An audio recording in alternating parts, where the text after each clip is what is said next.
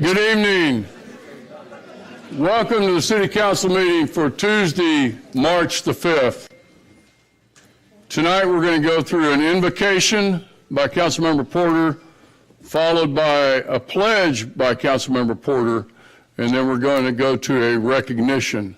And I'll come down off the dais for that recognition. I know there's a number of you in the audience that I see that are here for that recognition, and we'll have a proper celebration. So Steve, if you'd lead us in the invocation and the pledge.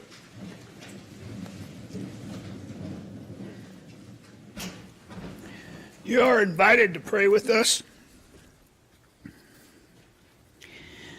Almighty God, maker of all things, judge of all people, you are good and your love and for us endures forever.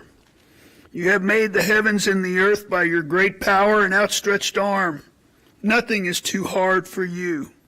We pause now to acknowledge that you and to you that all hearts are open, all desires known, and from you no secrets are hidden. And from you alone comes all counsel, wisdom, and understanding, so that we, your all too human and fallible servants, here gathered in your name to do the work of governing fairly and justly, do most humbly ask that you send down your heavenly wisdom to direct and guide us in all our work here on behalf of the citizens of our fair city. And grant that we, having reverence for you and the awareness of the sure judgment to come, will lay aside all private interests, prejudices, and partial affections, and further grant that the conduct, discourse, and deliberations of those here present may be to the glory of your blessed name. Amen. Amen. Will you please join me for the pledge to our flag? I pledge allegiance to the flag of the United States of America and to the republic for which it stands, one nation under God, indivisible, with liberty and justice for all. Please be seated.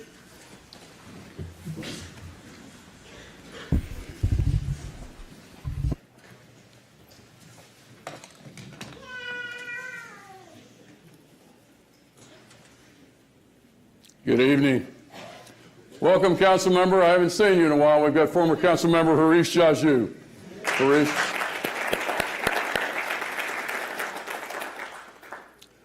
We're going to have a special recognition tonight, and that's in recognition of Sonal Butcher and her service to not only our city, but it's really to the entire region. A couple of the facts, and there's a lot, so we're going to cover the highlights, but believe me when I say that she's had a huge impact on not only Sugar Land and Fort Bend County, but also the Houston and actually the entire region. For the past 30 years, Sonal has served our community through her work in various organizations and not-profits. Starting at 2019 Fort Bend Chamber of Commerce Community Spirit Award that she received this year. She also received the 2019 Legislative Advocate Award earlier this year, and an award by Child Advocates of Fort Bend. She's been appointed by the governor to serve on the One-Star National Service Commission Board, former president of the Fort Bend Independent School District Board of Trustees, and the Indo-American Charity Foundation. She also serves as a secretary of the Fort Bend Education Foundation Board, where she was instrumental in starting the International Festival to celebrate the grand diversity in Fort Bend County and the city of Sugar Land. She's also been a part of other boards, Child Advocates of Fort Bend, Parks, Literacy Council of Fort Bend, Access Health, Sugar Land Cultural Arts, and the Sugar Land Heritage Foundation. Her remarkable contributions and her leading role in various administrative, not-for-profit, and cultural spheres in the greater Houston area, as well as the state of Texas, is a real testimony to her, not only her exceptional abilities, but, you know, we cherish you here, and I think you know that. We cherish your husband, and we cherish your family. So with that, I'd like to ask you and Dr. Butcher to come up, please. Carol. you join us?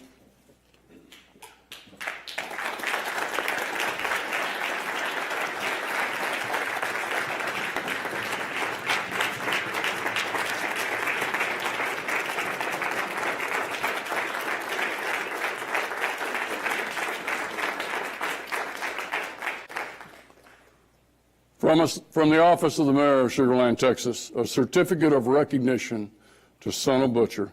This certificate of recognition is presented to Sugar Land resident Sonal Butcher in recognition of her remarkable contributions and leading role in various administrative, nonprofit, and cultural spheres in the greater Houston area, as well as our great state of Texas. With your exceptional abilities, your servant's heart, and compassion for others, you have devoted 30 years of service to our community and, in fact, to our county and our region.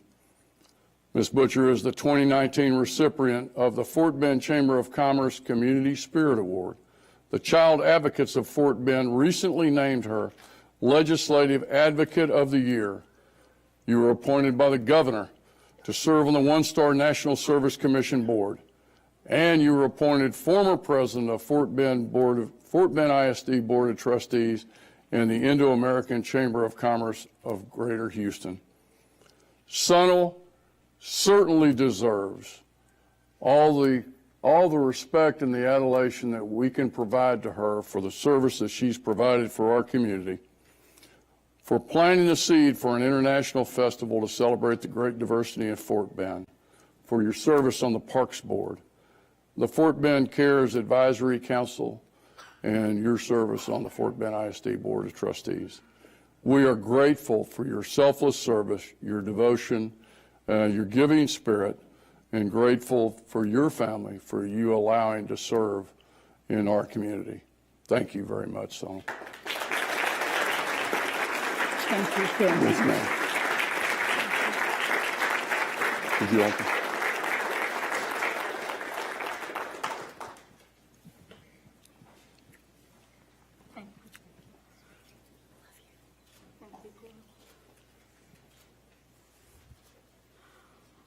Honorable Mayor, Honorable City Council men and women, my friends, my family, I'm overwhelmed today. I'm humbled and extremely proud that the City of Sugar Land has chosen to acknowledge. I'm proud, but I'm humbled at the same time. Exactly 35 years and 1 month ago to this day, I landed in Sugar Land. And with the gap of a hiatus of 5 years in between when I went first to New York and then to Lubbock, Texas, I decided it was time to come running back to Sugar Land really quickly. So Subodh and I moved back with our 3 children to Sugar Land. He started his practice here 29 years ago.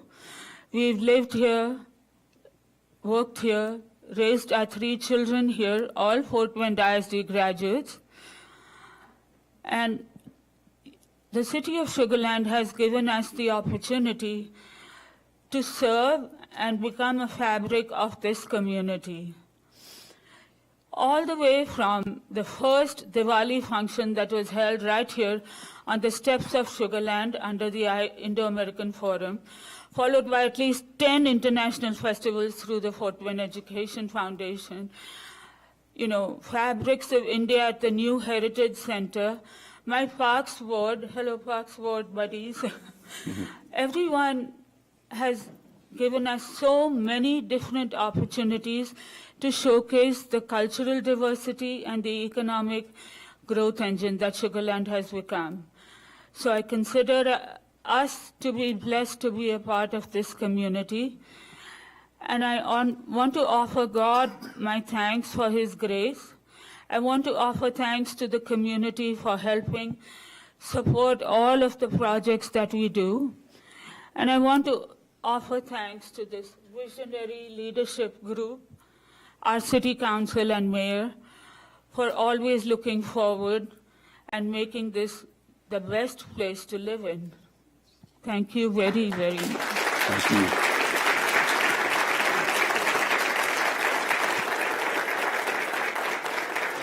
Oh, yes, sir. Thank you. Thank you. Thank you, Carol.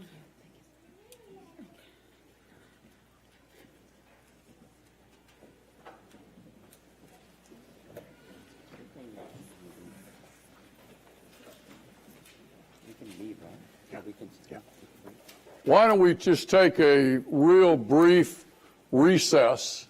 I know we've got a lot of guests here. Probably most of y'all don't want to stay for a city council meeting, so that'll let everybody kind of take some pictures if you'd like, kind of visit with one another for a few minutes before we. Thank you. Yes, sir. Yes, sir.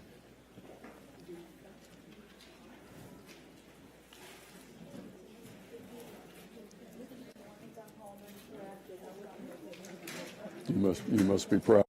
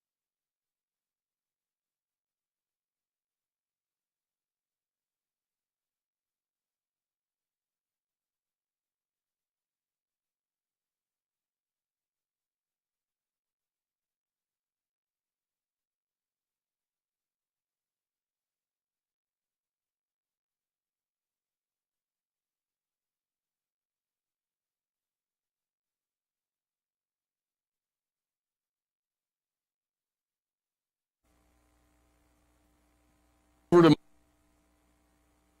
Scout. Had a chance to visit with them earlier. Extraordinary group of young men. Would you each stand and tell us your name and your troop and what badge you're working on?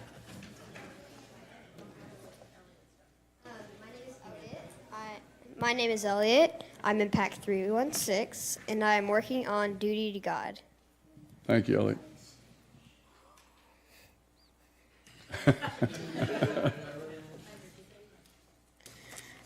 Hello, my name is Hunter, and I'm in the Pack 316. What badge are you working on?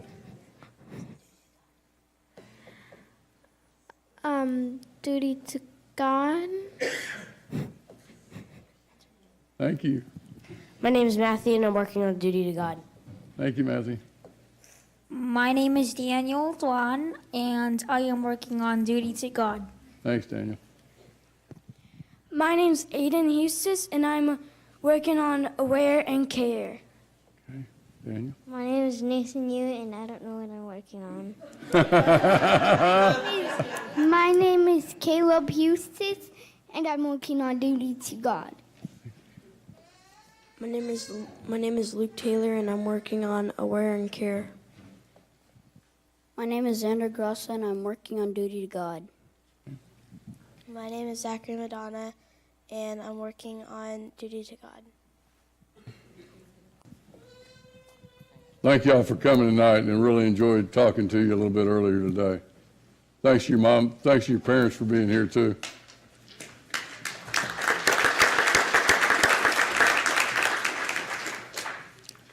We're going to move now to item number 1, public comment.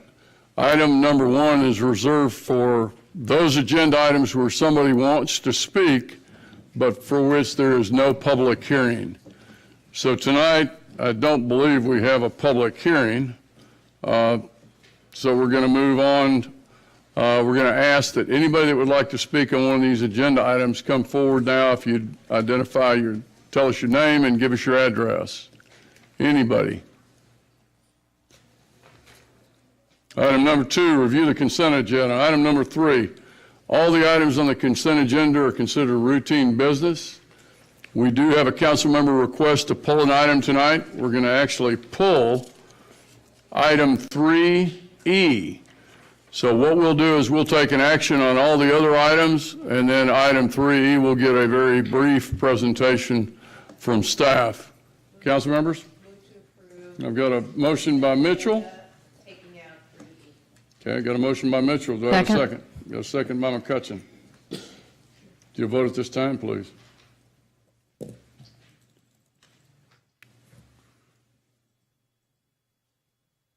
And it's a 7-0 vote. We'll move now to item number 3E, consideration of and action on authorizing execution of the amendment to the Development Participation Agreement by and between the City of Sugar Land, Texas, and Fort Bend Levee Improvement District Number 2 in the amount of $100,000 for storm sewer outfall improvements. And we've got our Director of Public Works, Rob Valenzuela. Rob, welcome. Good afternoon, Mayor and Council. I'm kind of subbing for Eric Oscarson this afternoon, but I'm available to answer any questions that y'all may have. Carol? Yes, mainly just have some comments, but the question, this is going to be going on off of Sweetwater, Austin Parkway, Williams Trace, and Highway 6. So do you know what the main, subdivisions or HOAs that are going to be benefiting from this? So primarily, this is in conjunction with the current levee district project they got going on with the ditch lining piece. This particular item in front of you today pertains to an item as referred to as Ditch E, if you will, within the levee district system. That Ditch E kind of runs between Austin Parkway and State Highway 6 behind Mercer Field, goes across and dumps into the Highlands area, if you will. So these outfalls drain into that ditch. This is where this additional dollars are needed right now. The neighborhoods are the Highlands, Williams, Grants Lake, and the towns of Grants Lake. So those are the general areas. Okay, great. And I just get, people have got a renewed interest in drainage, obviously, after the hurricane. And I just want to say, even though the city and the LIDs are different, this is different entities, this is just a really great example of how the city, communicates and also partners with the LID when it makes sense. And in this case, this is going to result in reduced, ponding depths and times. And, it's just really a great project to help reduce, risk for the city's residents and businesses. Good deal. Thank you. Is that a motion, council member? Motion to approve. I've got a motion by McCutcheon. Got a second by Mitchell. If you'll vote at this time, please.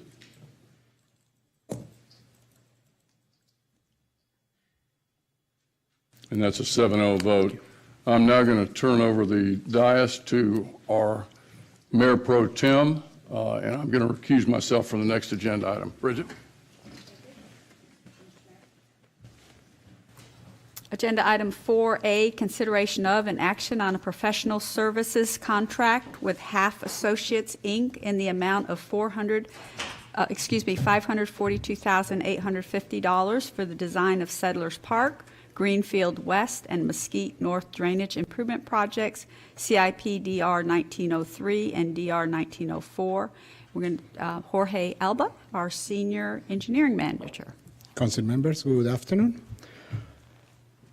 So a drainage study that we completed in 2018 identified a few areas in the Settlers Park subdivision that have excessive street ponding during major storm events, are not in compliance with our performance-based criteria, and needs drainage improvements. So this map shows the areas that were identified in that study, basically in the areas of Settlers Park, and the streets are, as I mentioned before, Mesquite Drive, Sleepy Hollow Drive, and Greenfields, which you can see in the map that has excessive ponding and have issues also with non-compliance with the violates the more than 9 inches of ponding above the curb. So this project includes, as I just said a minute ago, Mesquite North and Greenfield West. And we are going to upsize the storm sewers to increase the capacity. We are going to replace the water mains, do reconstruction of the concrete roadways and sidewalks in the areas, only in the areas affected, and construction of a new storm drainage outfall into lead 2 into Dish C. So more specifics, this shows the areas. This is the new outfall into Dish C, which is this channel here. Mesquite Drive, reconstruction, and new storm sewer here, and new storm sewer along Sleepy Hollow and Greenfield Drive. The selection of the firm was done in accordance with the city policy PU 109 for procurement of professional services. Half Associates Inc. was selected through the review of 17 RFQs and interview with 3 firms. We designed the fee for the amount of $542,850, and the funds available in the CIP for the combination of CIP projects DR 1903 and DR 1904 is $560,000. If approved by City Council, the design should be completed in December 2019, ready to start in January 2020. The scope includes, but is not limited to, the following things: project coordination and public engagement, utility coordination, field survey and easement preparation, geotechnical investigation, permitting, design plans, specifications for constructions, probably construction cost estimates, and bid phase services. So, so the engineering staff would like to request City Council consideration of an action on a professional service contract with Half Associates, Inc., in the amount of $542,850 for the design of the Settlers Park, Greenfield West, and Mesquite North drainage improvement projects, project CIP DR 1903 and DR 1904. So any clarification questions for staff? Thank you. Councilmember Mitchell. Okay. Now, this area was the hardest hit by Harvey in the city, correct? That's correct. How many homes flooded in this neighborhood? In a specific neighborhood was over 150 homes that flooded. I don't recall the exact number, but it was more than 150 homes. And the Lid District now is doing a big design at the Lid District cost to fix the drainage there. Are we working in conjunction with this design to ensure that it works with the Lid District? That is correct. So we are in coordination with them. Part of the improvement they are doing to their drainage system, to their channels, and the outfalls that we are actually replacing in conjunction with them. So this is just one more outfall that we are adding to the outfall that Rob just mentioned a minute ago. I think it's very timely. It's very necessary. I'm excited about it, actually, as I'm sure the homeowners are even more excited than I am. Once the design is done, and you said the design would be done in December of 2019, hopefully. That's the schedule, right? Then when the work's performed, how long do you anticipate the work will take? This project, construction of this project will take probably somewhere between 9 to 12 months, full construction. So we need to time it correctly also because of the school, First Colony Middle School. So we want to make sure that it's not much interruption during the school year. So we may have to time it to start the construction in that area of the school probably during the summer break. Well, all of this will happen when I'm no longer here. So I'm begging you to please keep all of the homeowners involved with the process in terms of notifying them when all that project is taking place and when it's going to affect them. Absolutely. You always do a great job of keeping them informed, but I'm just throwing that out there. I think this, as I said, is timely. It's necessary. I'm excited about it. They were horribly hit, and the city stepping up and helping and taking care of these concerns is terrific, and I'm going to move to approve. Thank you. Councilmember Gandhi? To Councilmember Mitchell's point about the public engagement, you mentioned that in your comments. What does that include when you say public engagement? Well, this is part of the one of our, I would say, main projects that will have intensive project engagement. So it will have a communications plan that is already being in place. And we will start, actually, once the project is approved by City Council, we immediately set up meetings with the HOAs. With LEAD 2, we're probably going to participate in a LEAD 2 meeting that LEAD is planning for their residents. We are going to participate and inform about this project. As the project goes along, we'll have another meeting with them once we are close to 60%, and definitely right before we go into bidding the project. And we will keep informing them. Plus, we will be posting in our CIP story map, and we'll be posting notes to all the residents of the area. So we'll keep them involved through the whole process. From the beginning through I the agree end. with my colleagues' points about the public comments and the engagement. I think it needs to be as robust as possible, because I too have heard about, from the folks who live in those areas that they would like some type of immediate relief, and I think this will help to some degree. To the expediency of the project, why does it, and this is just for our edification, why does it take 9 months to get this project done? The issue Is that the normal, also, I'm sorry to cut you off, is that the normal time period for something like this? Correct. We have to start these drainage projects basically at the most upstream end, basically at the outfall, and kind of work our way out. But any project, any drainage project in a subdivision, we have to tear apart the street, and we cannot completely block people to get into their homes. So we have to at least allow half the street drivable. But that's on the construction side. I'm talking about on the design piece. If you're saying that this is going to be concluded by December of 19, we're just beginning March. Well, a lot of the time takes initially is in terms of the survey. We have to go and survey the area completely, geotechnical investigation. And there is still going to be, even though we're already working with them, it's going to have some coordination with the lead anyway. So we have to work with them, coordinating. So there is some preparation work right before we go full into design that takes some time. Yeah. Well, the sooner we can get moving on and sooner we can complete the design and construction, I would be in favor of fast tracking this, just because it's really important to our city. So, thank you. Councilmember McCutcheon? You mentioned you had interviewed 3 different companies. Who are the other 2? The other 2 companies were Fritz and Nichols and Dannenbaum Engineering. The third one? Dannenbaum and Fritz and Nichols. Oh, yes, right. Okay, great. Well, this is a really great project, and I agree with the council member whatever we can do to fast track it, because it's very important, and I second the motion. Any other questions from council members? Okay, I have a question for you, Mr. Bogart. Yes, December 19th, this design will be done. However, we start our budget project process in the summer for the fiscal year 2020.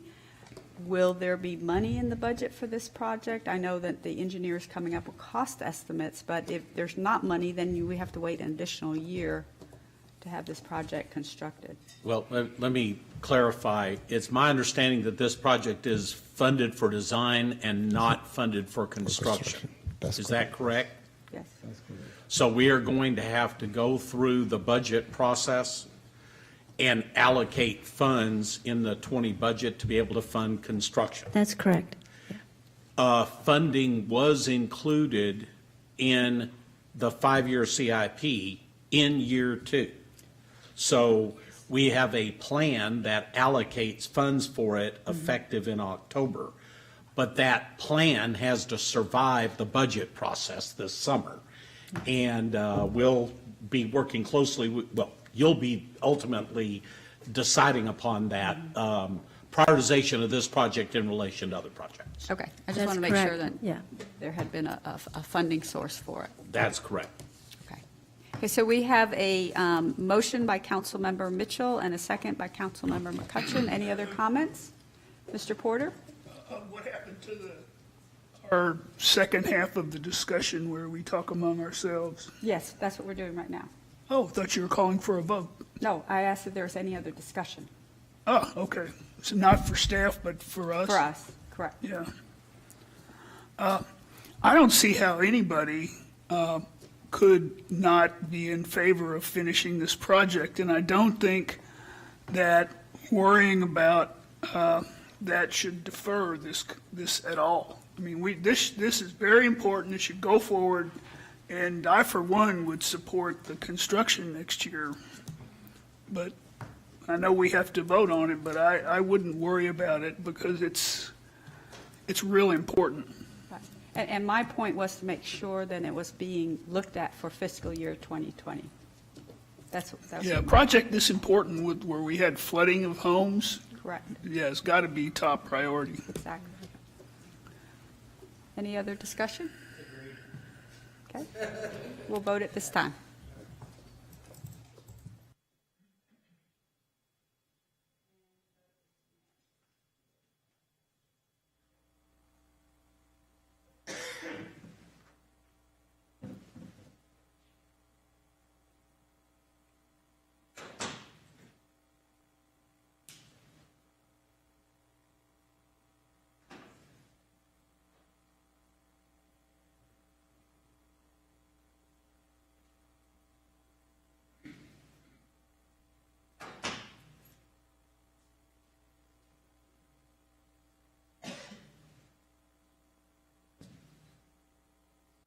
Item number 5, ordinances and resolutions. 5A, first and final consideration. Consideration of an action on City of Sugar Land ordinance number 2155, an ordinance of the City of Sugar Land, Texas, declaring an unopposed candidate in the Sugar Land, Texas, in the May 4th, 2019 election and canceling the election for single-member District 3 of the City Council of the City of Sugar Land. Thomas Harris III, our interim city secretary. Thomas. Good evening, Mayor and Council. I'm proud to bring to you the second shortest presentation of the night. So first up, just a little quick recap of ordinance number 2155, which allows you guys to cancel the election for the single-member district of District 3. It is a first and final consideration, so there's only one reading of this ordinance. It does declare that all the filing deadlines for this position have passed, so the candidate registered to, as a candidate in District 3 is unopposed. It does declare the candidate as the winner, and that'll appear so on the ballot since there are other races on the ballot. And again, it just cancels the election just for that district. So there will be opportunity for single-member districts to vote in the other districts. The candidate will not take office until, according to the election code, until the vote is canvassed after the election, and according to our charter, once it's canvassed, they'll take oath then. A certificate of unopposed declaration has been delivered to the mayor and will be filed for the record.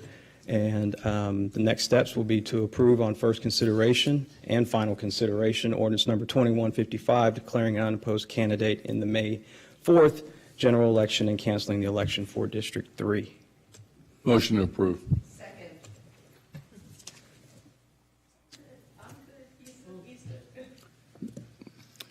If you'll vote at this time, please. Oh, I'm sorry, Himesh. I'm sure we'll have another opportunity to say it more formally, but while he's here and he's taking time to be here, just congratulations to our soon-to-be council member, Stuart Jacobson. Look forward to working with you, sir. And I look forward to you taking this seat. Now, Amy. Yes, he's wonderful. You're moving up. This is Amy. good. Congratulations, Stuart. Vote at this time, please. Hopefully it's a 7-0 vote. That would be unusual, wouldn't it? That would be interesting, wouldn't it? Let's All right. just not go there. Item number 6, municipal utility district bonds. 6A, consideration of an action on authorizing issuance of Fort Bend Municipal Utility District number 128 unlimited tax refunding bonds, series 2019, in the amount of $2.6 million. Our own Jennifer Brown, Director of Finance. Jennifer. Thank you, Mayor. Good evening. Fort Bend MUD 128 was created by the city in 2006 in conjunction with MUDs 126 and 127 as part of the Riverstone development in the city's extraterritorial jurisdiction. After the MUD was created, MUD 128 basically annexed in the other two MUDs into 128 over a 4-year period from 2010 to 2014. The district does have a strategic partnership agreement with the city where the district receives water and sewer service from the city at a wholesale customer rate. And the strategic partnership agreement also provides for future annexation of the district by the city and provides that the district may be retained as a limited purpose district for no more than 10 years after annexation. The district, and I'll show you a map here in just a moment, is located generally on the southeast corner of the city limits along University Boulevard and LJ Parkway north of the Brazos River. And here is a map of the district, and you can kind of see it just kind of fills in that lower right-hand corner of the city pretty well. The district has a total of about 1,768 acres, which will ultimately develop into a little over 3,000 single-family lots. Or as of January of this year, it had 3,019 single-family lots. There were 2,518 homes occupied, 22 completed but not occupied, and 175 under construction.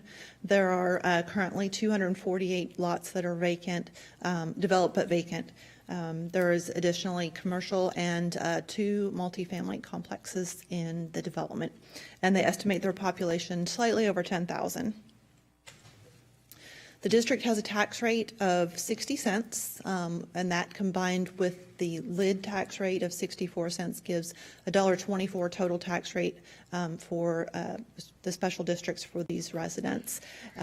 They have a certified value of just under $1.5 billion, and they're estimating about $1.65 billion for their 2019 taxable value, which obviously they won't know until later this year. So they have issued about $98 million in debt to date. They currently have $90.66 million outstanding. They are currently in this issue looking to refund all but about $100,000 of the 2010 issue, which is the only one that's currently callable.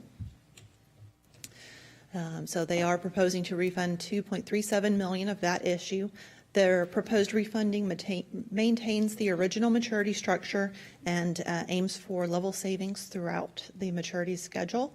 And based on February 1st market conditions, they estimated about 6.37% net present value savings. And they use the same threshold as the city of 3% net present value savings as their guideline. They plan to sell the issue later this month, and as in accordance with the city's policy, must obtain the city's consent before issuing any bonds or refunding bonds. We have reviewed the proposed issue, and it does comply with Resolution 11-07, which is the policy relating to special districts in the city limits and the ETJ. And staff recommends approval by City Council. Anthea Moran is here with Masterson Associates. Was Nancy here as well, or just you? Okay. I didn't think I saw her, but she's here representing the district if you have any questions that I can't answer. Questions, anybody? Jennifer, I've got one. Why not the entire, we're doing 2.6 million out of 2.3. I believe that's probably the next maturity, is that right? The 100,000 that's not being refunded? Okay, it doesn't have savings. It's not efficient. So. Okay. Okay. I didn't look at that level of detail as to why they excluded it. I figured. Kamesh, you've got a motion? I've got motion by Councilmember Gandhi, second by Councilmember Young. You'll vote at this time, please.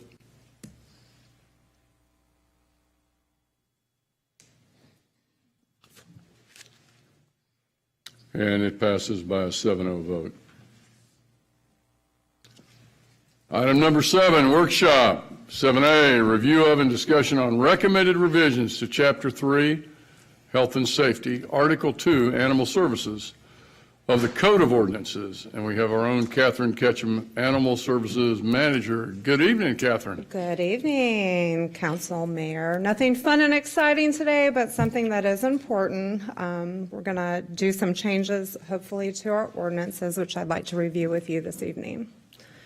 So just some background, we are wanting to make some modifications to the Code of Ordinances. Initially, these were reviewed by our Animal Advisory Board back in 2017, when we were a mere board of 5.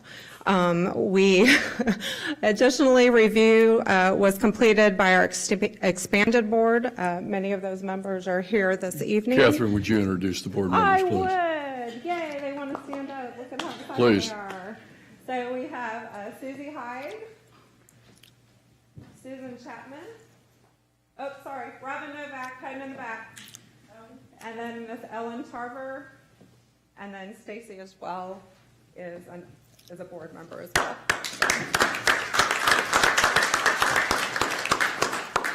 So they basically, we spent a lot of time going through the ordinances, really trying to tighten up those loopholes. They approved the proposed ordinances at their last meeting on February the 13th and recommended that we present them to City Council for your review and approval.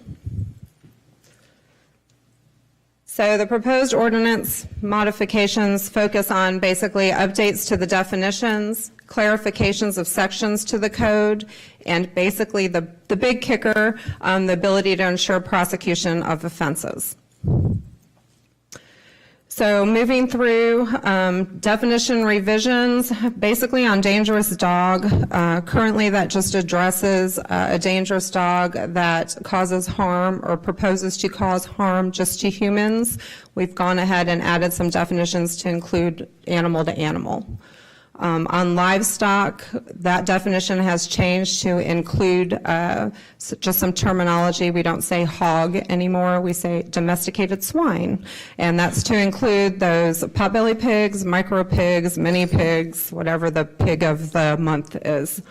Wild animal, we've changed that definition. In a lot of cultures, and this is following suit with Texas Parks and Wildlife Department, reptiles are not only venomous, they're poisonous, and they're dangerous. So we just made sure we included all those words so that we're very well-rounded on the definition of reptiles. Ooh, so that's why you can't let me do electronics. Do what? See, thank you. This is why they don't let me out much. Some additions to the definition, domestic animal, we basically are just saying that that is a non-living human, vertebrate or invertebrate. Humane life trapping, we are adding a definition because we needed to basically have some clarity in the ordinance as to what a humane life trap was. Microchip implant, that has become kind of a buzzword now that microchips have become more popular as to what exactly that means. Again, pest control, and I'm not sure, is this too much detail? Would you rather me just move along? I don't want to bore you. Okay. Pest control, again, is just applying to humane live traps, and that'll make sense a little later in the ordinance. Rabies certificate, the problem with the rabies certificate is we had to have a clear definition because we have a lot of mobile vet clinics that come into the area, which are wonderful, but we are kind of losing the value of a rabies certificate. So we need to be very clear when we say a rabies certificate, the items that that needs to contain, most importantly, a veterinarian's signature and their license number. So we're just clearing that up. And then restraint, we want to be really clear as to what that definition means as it applies to animals. It doesn't like me, Coretta. Okay. Did I go too many? Thank you. All right, so the modifications in the ordinance themselves, keeping of dogs, cats, and household pets. We want to make sure, because we have so many generous people in our community, and they do foster for rescues, they do foster for other shelters. We want to give them that opportunity to still do that, but do that in a way where they don't violate the city ordinance, because you are only supposed to have 4 household pets in the city limits of Sugar Land. So some of the HOAs are a little more stringent, but as far as the city is concerned, if you do want to foster, that you can can register with the city, and provided you meet the criteria of that registration, we can up that limit of 4. If you're not a foster failure like myself and you end up keeping your foster, the idea would be that you foster until the animal's adopted. Keeping of livestock, fowl, and rabbits in the ordinance, we did have a reference to M zoning. Because that's very confusing, we just took the M zoning out. We only have a select few properties that are zoned M. This way it's just very clear. Restraint of animals, again, clarification that no animal may be restrained at any time and left unattended. And that's quite a change. We went to the trolley system a few years ago. Now you're not allowed to chain, tie out, put it on a trolley system. It needs to be confined in your yard by method of a fence or in some kind of enclosure. Provisions for animals. It's unlawful to leave an animal on a property in a manner that may cause injury, in unhealthy conditions, or without making reasonable arrangements for care. And this has to do with the high level of abandonment that we have throughout the city. People dumping animals in the park, people tying animals to light poles in the parking lot of the shelter. We had a cruelty case where we entered, and though the animals weren't being treated cruelty, they were living in deplorable, horrible, unhealthy conditions. So again, just tightening up those loopholes. Enclosure of animals in parked vehicles, we just want to be very clear that that is in a motor vehicle or a trailer, and if it's causing danger to the health, safety, or welfare of an animal, it's prohibited.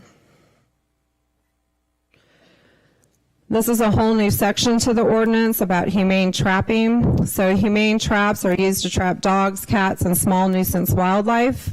Traps must be checked at least once every 4 hours or every 8 hours if they are left overnight. An animal may not be kept in a trap for longer than 24 hours.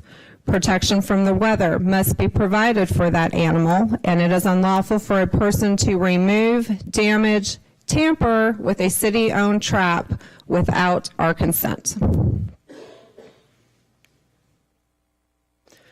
Vaccinations of dogs and cats. In the ordinance, we used to say they had to wear a certificate. It's a little hard for them to wear their certificate. So we've changed that to tag, showing that they've been vaccinated for the rabies virus. And it also requires the owner to provide that current rabies vaccination certificate upon request or prior to 10 days. If they're impounded within the shelter and they're released from the shelter, they basically have 10 days to show proof of a current rabies vaccination. Impoundment, adoption, and quarantine. Impounded animal may be reclaimed during normal business hours of the shelter upon payment of fees, veterinary expenses, and compliance with vaccination and microchip provisions. It is unlawful for a person to fail to pay those impoundment fees. If an animal is impounded at least 2 times within 60 days or 3 times within a consecutive 12-month period, they will receive a microchip implant. So microchip will be mandatory. The microchip implant fee will be $15. After the 4th impoundment in a 12-month period, Animal Services may petition the judge to determine if the animal is a public nuisance. The judge then may order adoption, exclusion from the city, return to owner. The animal becomes the city property if not reclaimed by the owner after being held for 72 hours if it does not have any form of identification. So this would be a tag or a microchip. 120 hours if that animal does have a tag or a microchip. It would be held for 5 days before becoming the city's property. An owner, basically adoption, an owner must have proper facilities to contain and care for an animal, including food, water, food, shelter, and veterinary care to be considered as a suitable adopter. It is unlawful for a prospective owner to fail to have the animal sterilized or provide proof of sterilization within 30 days of adoption or the specified date. And that is a state law. Animal Services Manager may extend the time period based on scheduling with the veterinary clinic, because we do contract with a vet. Sometimes we're a little further out than that 30 days, so this is just a defense to that. And then lastly, offenses, notice to appear, and penalty sections have been added to ensure that the ordinances are prosecutable. So our proposed ordinance modifications were reviewed by the Animal Task Force dun, dun, dun, on February 22nd, and they supported the approval of the proposed ordinance modifications. The next steps would be that the ordinance would be brought forward for approval at a future council meeting. And I am available for questions. All right. Bridget, would you like to speak on behalf of the task force? So Councilmember Gandhi and myself did meet with Catherine and some other folks, and we went through all of these ordinances. And we would like to thank the board. We think you have done an excellent job in taking so much care in helping draft these ordinances. And really, to summarize, these are all about trying to keep our residents as safe as possible, keeping pet owners responsible, and having our pets in our city treated in a humane way. So we thank all of you for your hard work. May I ask you anything, Dan? Just want to also echo Councilmember Young's comments. The task force and the committee worked extremely hard. Really appreciate what you guys have put together. This is a sensitive topic. It impacts a lot of different, the ways people look at how animals need to be treated. And I think this is a really a humane way, a way of doing it with dignity. And I think we're running a first-class organization, and the group that helped with this really did a great job, and they're going to continue to help us with some other things relating to the Animal Task Force group. So thank you all. Thank you for your efforts, and look forward to continue to working with you all. So, Amy. Clarifying questions, Sure. actually. Pest control is defined, but animal control is not. Animal Services is defined. We use Animal Services, not Animal Control. Well, I thought I saw somewhere in here, it did refer to animal control, and, oh, it just says Animal Control Authority. So I guess, And there's a little different wording. When you look at the state laws, it is defined as animal control. So there's kind of that overlap, I guess. We use the term Animal Services. okay. If you have livestock, it says that you can have livestock on up to 2 acres. You can have one livestock, which means that in First Colony, my next door neighbor could have an emu in their backyard. And that seems a little broad. I would think we would want some restriction that there should not be, because I looked at the definition of livestock, and livestock is emu, ostrich, rhea, not what one commonly thinks of as livestock, but I think that people would get very upset if somebody suddenly had a horse in the backyard and it's 3/4 of an acre, and there's no minimum amount, it's up to 2 acres, you could have one livestock. I think it's subject to your deed restrictions, though. Your deed restrictions would override And that. zoning's going to trump anything that we have in our ordinances as well. Is it going to cover that completely in all of Sugar Land? Yes, ma'am. Okay, because that's just a concern. It would seem like we would want to at least track the zoning language then, just to say something that if it's smaller than 1 acre, you can't have livestock or something. I don't know. But it seems a little broad, and somebody could be surprised if they're in Sugar Land and suddenly some unusual livestock animal shows up next to And them. it says the number of livestock permitted in any area may not exceed 1 animal for the first 2 acres. So you have to have at least 2 acres to have one.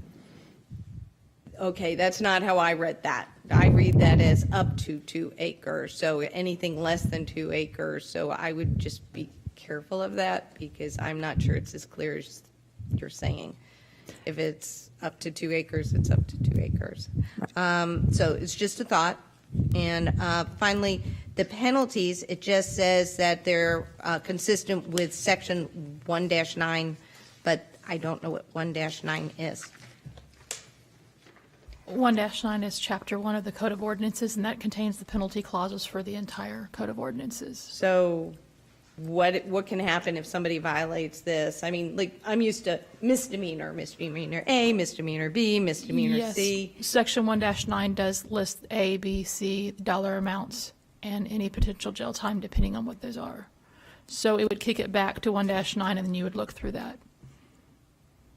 And, okay, we don't want to say what specifically it would be in the section? We could, but rather than repeat it multiple times throughout the code, we have it in one uniform location.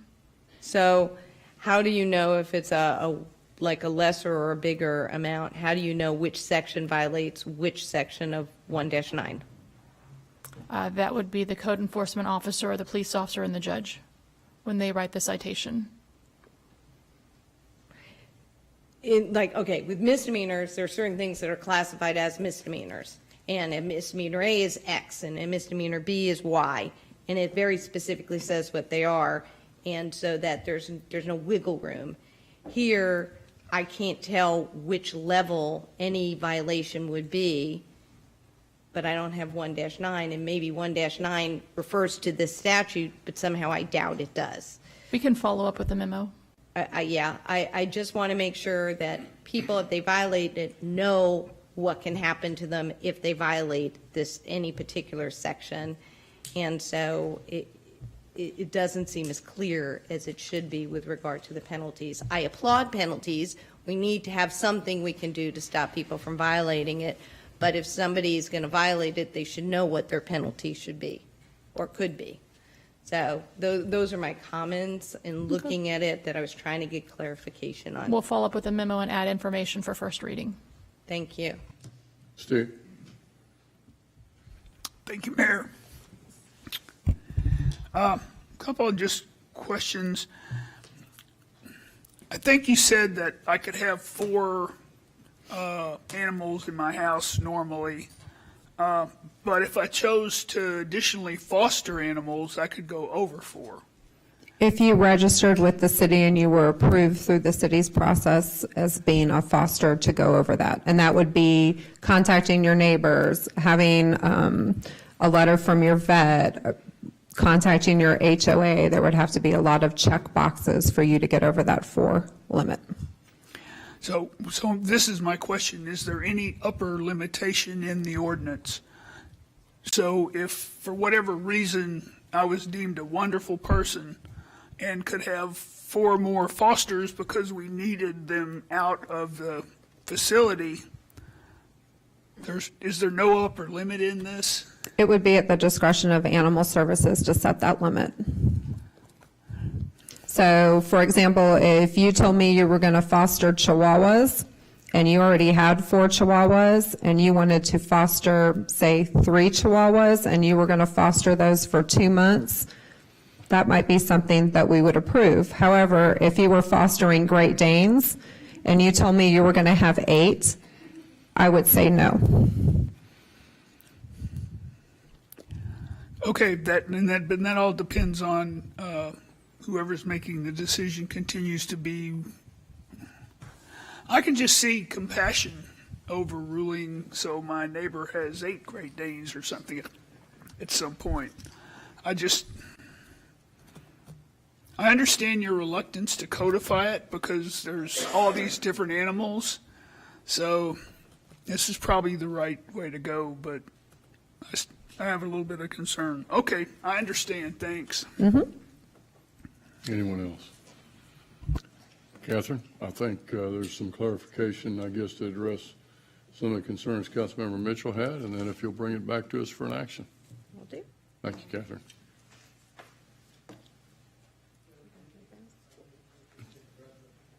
Yes, yeah, we're going to go ahead and take a 5-minute recess.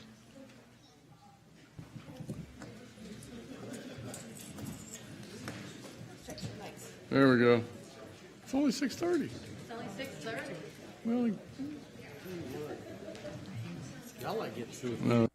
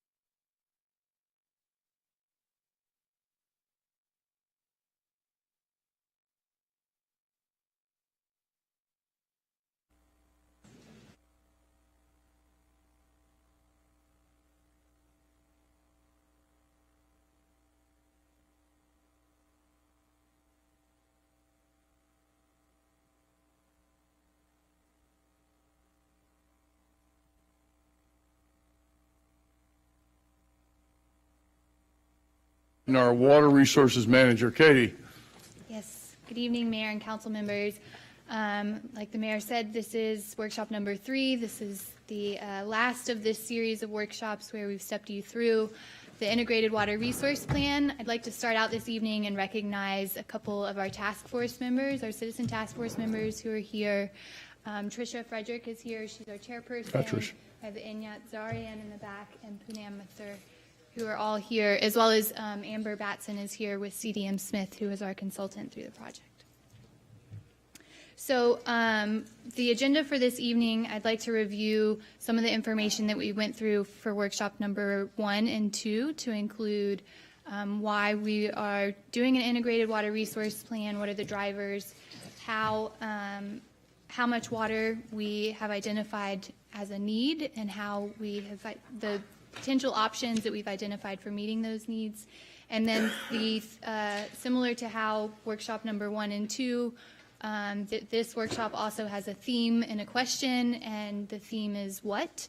So the goal for this presentation is for you to understand what did the analysis tell us, what is the recommended portfolio of projects moving forward, and what is the implementation plan.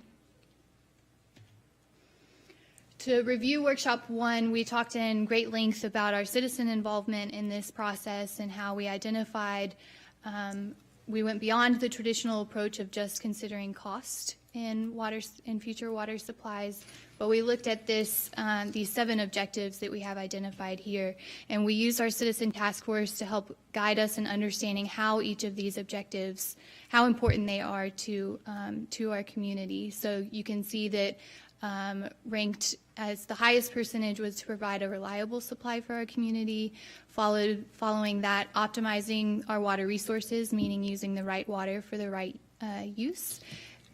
Also promoting system efficiency tied that for second, and that's looking at the operational side of our system and how we can best manage that and minimize water loss within our distribution system. And then the 4th highest objective was developing cost-effective solutions. And then you can see the last 3 were to promote equity among our stakeholders, protecting the environment, and maintaining quality of life. So these were identified as important to our community, and they went through the process of telling us how important each were relative to the others.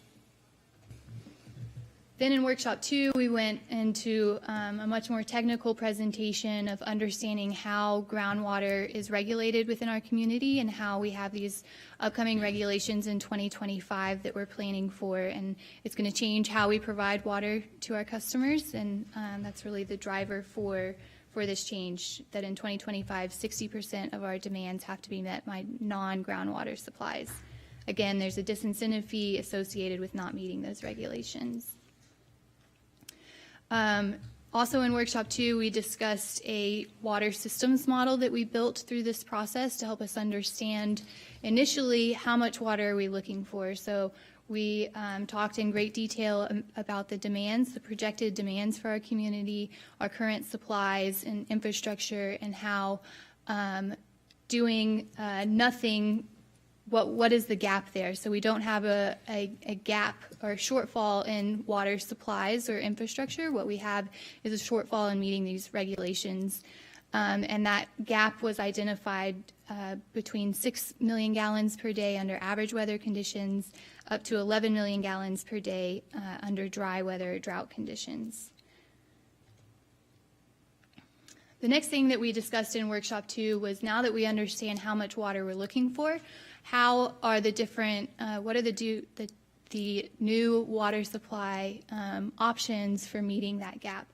So we identified 15 water supply options through this process, ranging everything from demand management to include conservation programs, water loss control, advanced metering infrastructure. We talked about reclaimed water and better reusing that wastewater effluent within our city. We talked about the various infrastructure and storage opportunities, expanding our surface water plant, looking at storage through aquifer storage and recovery and off-channel reservoir. And then we talked about some alternative water supplies that included desalination, And lastly, the groundwater credit banking, recognizing that when we exceed those regulations, the subsidence district gives us the opportunity to capture that in the form of groundwater credits that could then be used to cash in at a future time if we were to have a failure within our system or not meet those regulations for whatever reason. And then lastly, in workshop 2, we talked about how we used that water system model and adapted it to become a decision support model where we incorporated the subsidence district regulations and our projected demands. We talked about how the objectives played a role and how all of the detailed information about these 15 water supply options got incorporated into this model where we were able to measure how well these various projects met our city's needs, both from a regulatory aspect as well as the community's vision for future water supplies. So that brings us to our focus for today, and that, again, this is the roadmap for creating an integrated water resource plan. In Workshop 1, we focused on that blue box, on the why. Workshop 2, we focused on the red box, the how. And Workshop 3, we're going to talk about what we've learned through this analysis and what are those recommendations. A brief summary of the analysis process. Again, talking about those 15 water supply options, recognizing that not one of those is necessarily going to meet all of our future needs. We grouped them into what we called portfolios, so various groups of options. We went through and analyzed 36 different portfolios through this analysis. It was a multi-step analysis process where we learned from our initial set of portfolios, took what we learned and started making hybrid portfolios, picking and choosing those projects that we were finding better met our city's objectives. And that concluded with a set of options that performed very well for our city's, our community's objectives. And I recognize this graphic is very hard to see, but I just wanted to illustrate those 36 different portfolios that we analyzed. Graphically, they're shown from smallest to largest, but each one of those bars represents a different portfolio. The colors on the bars represent how well each of those portfolios meets a specific objective. So the blue represents how well a set of projects meets optimizing our water resources and so on through those 7 objectives. The longer the bar, it better meets our community's objectives as a whole. It certainly was not a linear path this way, but we did end up with 2 very high-performing portfolios that we'll talk about this evening. Some key takeaways that we were able to glean from that analysis is we were able to understand which projects or options meets our city objectives or improves the scores, those that did not perform very well, and then a couple that were neutral. And I've got slides to talk about each of those that improved the scores, so I'd like to spend just a minute talking about those that did not. The first 2 that did not are direct potable reuse and seawater desalination, and both of those projects did not perform well because they have some significant implementation hurdles. They have some permitting concerns about how we would be able to implement those within our system. Seawater desalination is 55 miles from the city of Sugar Land, and so it has a significant amount of hurdles. The next 2, brackish desalination and aquifer storage and recovery, are both projects that are utilize groundwater, the groundwater aquifers. And currently, the subsidence district is evaluating both of those as potential alternative supplies, but they haven't had a final ruling on either. So we wanted to incorporate them in this process, recognizing that while they're not currently, they don't have hard rules saying whether or not it would be able to be an alternative water supply. Looking to the future, recognizing that this is a living document, we can make changes to that and rerun the analysis. So they don't perform well currently because they're not currently identified as alternative supplies. An off-channel reservoir for our city had some challenges. We found that there's not a lot of open property within the city to set aside for an off-channel reservoir, as well as to build one that really makes a substantial impact on our city during a drought condition would require a significant amount of property. Number one, that's not within the city, and number two, even looking outside of the city, it's a difficult project for us as a city to undertake on our own. And then the last one is the Brazos River Pump Station.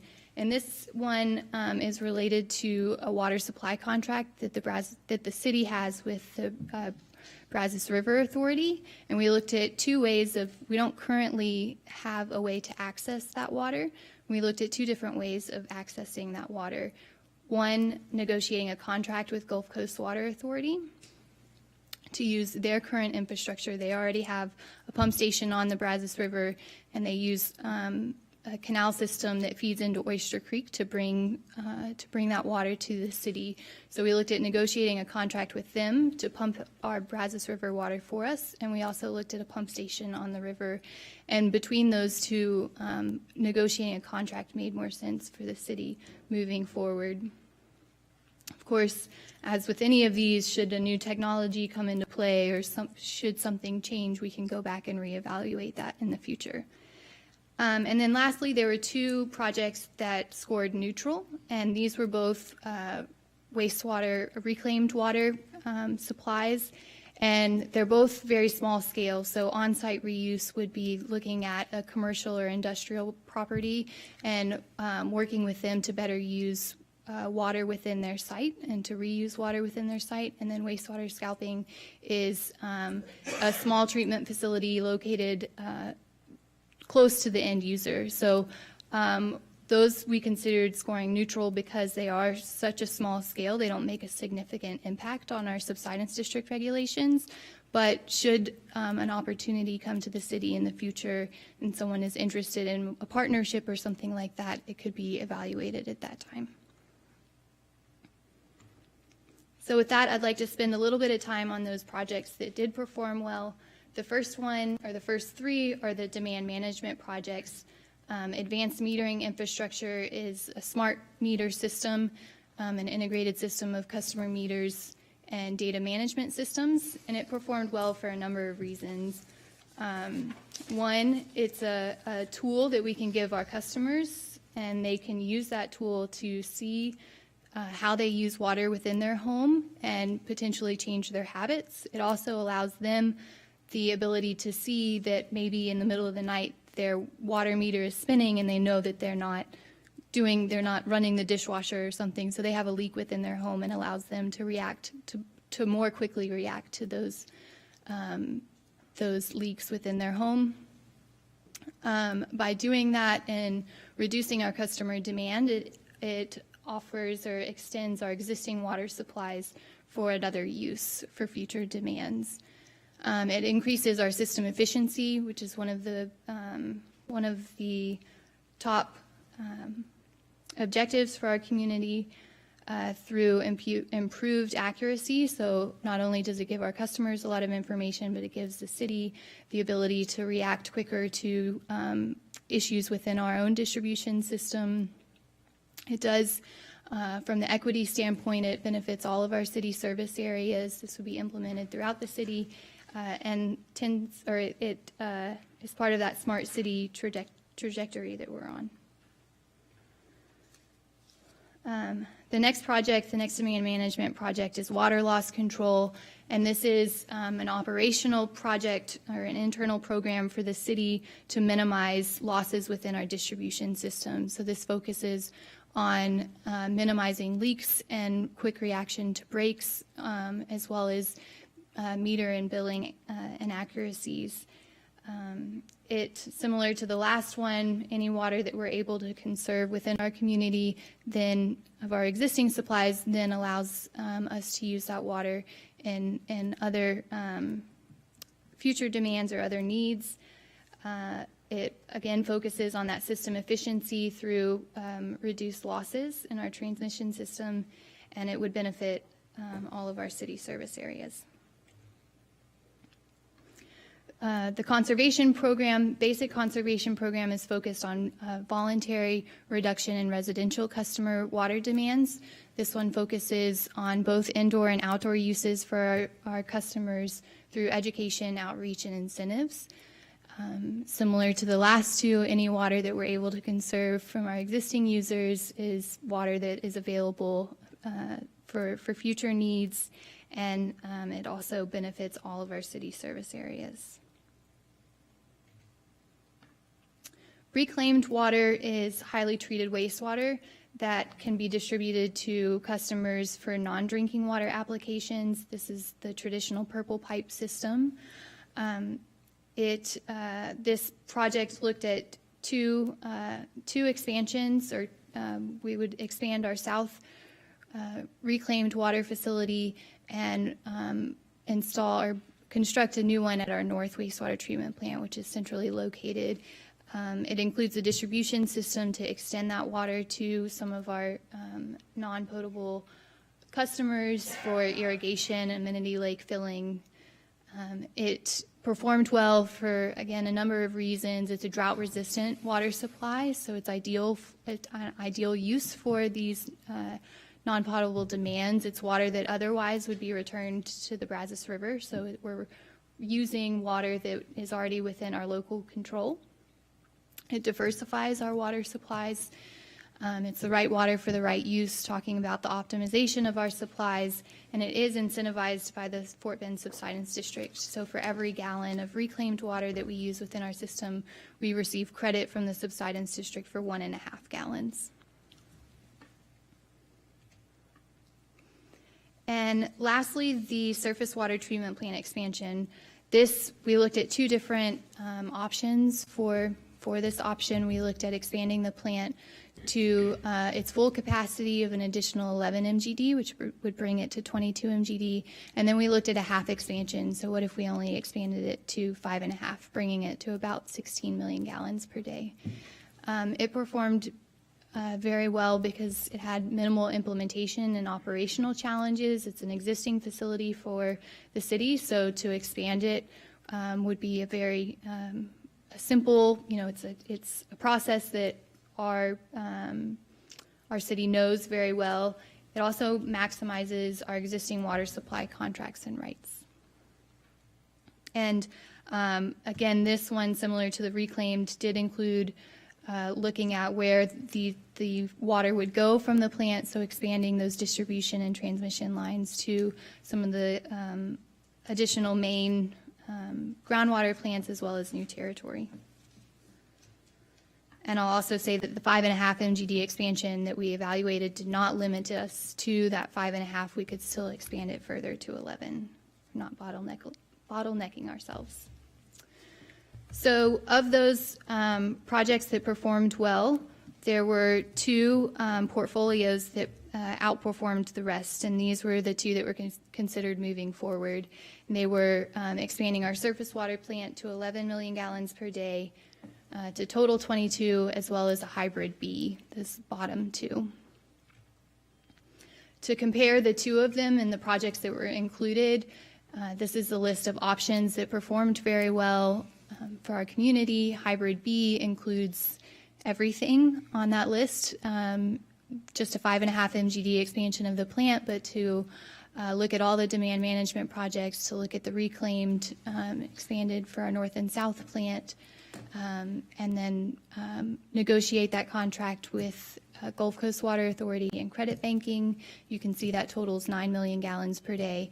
And the plant expansion of 11 is a more simple approach, just expanding our plant to 11 and moving on. If you remember back to the gap analysis, we identified that gap of being between 6 and 11 million gallons, 6 under average weather, 11 during dry weather. You can see that hybrid B kind of falls in between those two, and plant expansion of 11 is that full drought condition. Then comparing the two, we went through a number of different ways to represent the differences between the two. This is showing a dashboard comparison that we created, and it was meant to look at both the model score, which you can see in the top left, comparing the two. Hybrid B outperformed the plan expansion of 11 when we consider our citizens and our community objectives. You can see the financial impacts of the two. We looked at the capital cost, the O&M, and the lost revenue. Lost revenue referencing the conservation measures where we would be selling less water. And then the groundwater credits on the right is intended to represent the risk associated with meeting our Fort Bend subsidence district regulations. So you can see with the plan expansion of 11, that credit bank, this graph represents our groundwater credit bank, and because we have so much volume, we have 11 million gallons per day, you can see the steep slope on that. Building our credit bank during a 5-year drought, we would still be meeting those regulations, but we would be right at the regulations, so it kind of flatlines and then picks back up after that drought.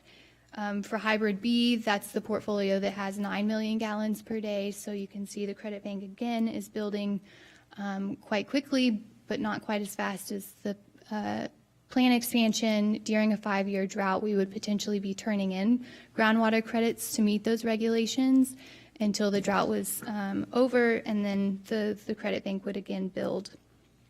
I want to point out that those graphs don't represent in any way a lack of water supply for our customers. We would still be meeting all of our customers' demands. It would be how that water, what water we're using. So under Hybrid B, we would be using more groundwater than the regulations allow, but we have that credit bank that we're able to, those groundwater credits that we're able to turn in so we can avoid a disincentive fee.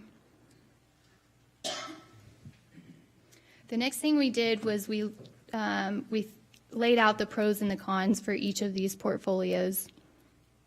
For the plan expansion, the pros included that it was a very straightforward implementation from the city's respect. It's going out and expanding our existing surface water plant and moving on. It's one project, so it's very simple from the implementation standpoint. It does provide a reliable water supply because it, in the context of the subsidence district regulations, it has a higher alternative water at 11 million gallons per day.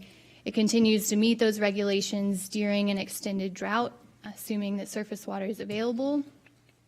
It gives the city the ability to expand our groundwater reduction program customer base. If there was another customer in Fort Bend County who was looking for an opportunity to meet those regulations, we would have the available alternative water supplies for them to join our GRP. And it was a cost-effective solution. It also has a number of cons, though. It puts all of our baskets in our surface water contracts. So complete reliance on these surface water contracts. It lacks the diversification of our water supplies. We're solely on surface water for meeting these regulations, which means we're continuing to rely on groundwater for irrigation needs and amenity lake filling. They would all remain the same supply that they're currently on. If, for whatever reason, our demand doesn't materialize or there's a delay in regulations, we'll have this 11 million gallon per day or 22 million gallon per day plant and a stranded asset that we're not fully utilizing. And we don't have a strategy for utilizing these credits. So we're continuing to build these groundwater credits for exceeding the regulations, but we don't have any strategy for utilizing them. Then laying out the pros and the cons for Hybrid B. The pros were that it was the best performing portfolio when we looked at our community's objectives. It's a more diversified portfolio of water and less dependence on surface water because we have those demand management projects and the reclaimed water supplies. Therefore, it gives the city more control over our supplies. It provides drought-resistant water supplies for some of our golf courses and amenity lakes receiving reclaimed water. It better optimizes our water resources, meaning that it is the right water for the right use, providing those reclaimed supplies to non-potable needs. It improves our system efficiency through focusing on water loss control and AMI. It also gives the city the ability to monitor progress. So with a 5.5 MGD expansion in 2025, we project that we will be meeting the subsidence district regulations for 3 to 5 years before, solely with that plan expansion. So it gives us the ability to slowly implement these projects over time and to monitor progress. And it gives us a plan for utilizing the groundwater credits if needed during a drought. So by supplying 9 million gallons per day of non-groundwater supplies, we're building that credit bank for times of need during a drought.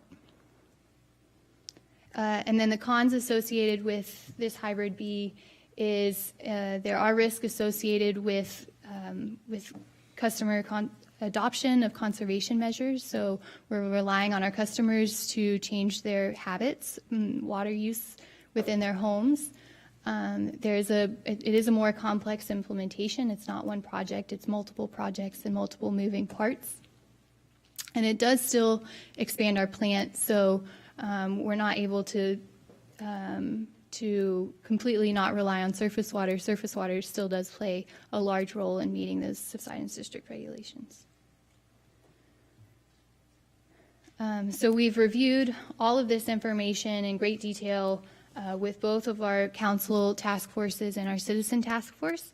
And the recommendation that we came to both task forces and staff was recommending hybrid portfolio B, which includes, again, expansion of our surface water treatment plant to an additional 5.5 MGD, which would bring it up to about 16 million gallons per day in capacity, expanding our reclaimed water facilities at both the north and the south wastewater treatment plants, and extending that to customers, our non-potable customers, looking at the basic conservation program, a voluntary program based on education and incentives for our customers to reduce both indoor and outdoor demands, advanced metering infrastructure, those smart meters for our customers, and water loss control, minimizing water loss within our distribution system.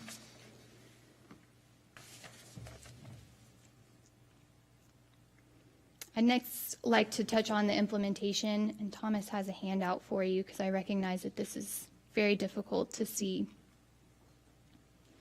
But what we've done now that we have a recommendation is we've outlined what is our strategy for implementing these projects and what is the timing of those. And a couple things that I'd like to focus on is one of the first things that we need to do is to look at a detailed utility rate study. We looked at some planning level costs for these projects, and now that we understand the direction that we're headed, we need to do a really comprehensive rate analysis of all of our water rates to include the surface water, the raw water rates, our reclaimed water rates. We also have proposed to go ahead and start work on a lot of the demand management projects because many of those take some time to ramp up and time to see the benefits of the education, for example, with our residents. And then focusing on the 2025 regulations would be constructing our surface water plant and making sure that it's online by 2025. Again, this implementation plan is intended to allow us to monitor progress throughout time and adapt as needed. And with that, I'd like to turn it over to Tricia Frederick, who's the chairperson for our Citizen Task Force, to say a couple comments. Thank you, Katie. Welcome, Tricia. Good evening, Mayor, Council members. I've had the pleasure, again, of serving, participating as chair on this Citizen Task Force. And for the past couple of years, we've worked diligently to come to this day. So we're excited. As we discussed, the top ranked objectives chosen by the task force was reliability, optimization of resources, system efficiency, and cost-effective solutions. Using these objectives, 36 portfolios were developed and one was chosen, the hybrid portfolio B. And this was chosen based on community objectives and the ability for us to upgrade our systems to meet the goal of the subsidence district, which is to be on 60% surface water by 2025. So we as a task force, we review the recommendations from the staff and consultants, and we're in support of these recommendations. So again, thank you very much for including the community's participation in this study. Thanks. Tricia, thanks to you. Thank you for y'all's work. Thank you.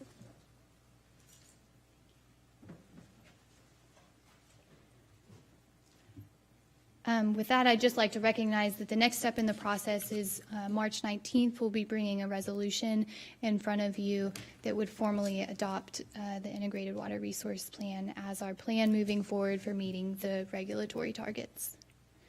And I will open it up for any questions. Steve, Himesh, any comments from you guys? You were on the task force. Yeah, Mayor, several from my perspective. I think for me personally, and I'll just start kind of going backwards since we have a recommendation or a direction. In my perspective, the scoring wasn't what drove me to the final decision. I mean, if you look at it, it really was, a tenth of a point or whatever it was. But it's the diversification that really sold it to me. And it was because we're not just relying, we don't know what's going to happen in the future. For some reason, if the regulatory scheme changes, we could end up with a facility that could be abandoned or an asset that couldn't be used. By having the mix of the different avenues, I think the city's going to be in a much more better position to have more control and flexibility over time. Plus, I think from a cost perspective, there's some savings there, especially on the capital expenditure. So for a number of reasons, utilizing the technology, looking at AMI, I think that's the direction we're going to need to start going in. Many of the other communities are already doing it.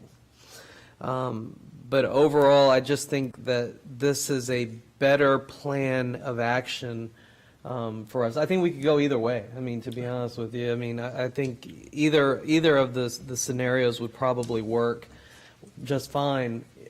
But looking at it long term, looking at the benefits, to me, the hybrid scenario it works a little better than the other. Yeah, it's a little bit more balanced portfolio. Yeah, it really is. So, and one area I want to comment on, the conservation is not a mandatory conservation. Correct. That's not where you're going to water Monday, Wednesday, Friday. It is not that. It's the basic conservation. So I think that's important to a lot of people, because the portfolio that had the mandatory conservation, I wasn't going to support that, because I just knowing how human beings sometimes work, being told when you're going to water isn't going to work real well. Right. But the basic conservation, the education piece, I think that's something that our citizens can live with. But the really, and finally, I'll defer to my colleague, but the overriding final factor was the citizens' input. The Citizens Task Force gave us direction. They weighed the objectives.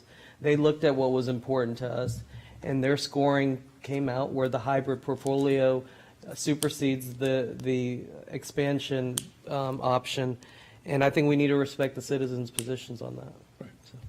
Steve. Nice work. A couple of key things stand out for me. When the citizens weight objectives where reliability is almost 70% higher than cost, I think that's a very important thing to listen to. And as Himesh said, diversity in sources makes a big deal. I think Katie got at one of the issues around the full upgrade of our surface water plant to 11 MGD. We may have the contracts for the BRA water, but that doesn't mean the water will be in the Brazos River. There's always a fight between recreational uses. You better keep my lake high. City municipal uses, livestock uses, manufacturing uses, lots of talk after the last big drought about water masters being able to arbitrarily say who gets to use what. So to the extent that we control our own destiny more with the hybrid, I think is a big selling point. I also noted that, as Hamesh said, our citizens don't want Big Brother. They want to be able to understand what the issues are, what's in it for me, and make their own decision, which I approve of. Finally, I just salute the city. This is 6 years in the future, and we're already deciding which way to go. It's going to be I will say this, it's going to be expensive. If you think CIP prioritization has been hard up to this point, you add this on top of the work they're doing on asset management, it's going to be a big challenge going forward. But I think they're not making any more water. We're still adding 1,000 people a day to the state. It's very important. Bridget? Question on the hybrid plan versus the surface water plan. Could you go over the numbers again? Did you have some budget numbers on that? I did. So what we have outlined here are the planning level costs that we developed. It included the capital cost, the operational and maintenance cost, and then the lost revenue. Okay, thank you. Amy?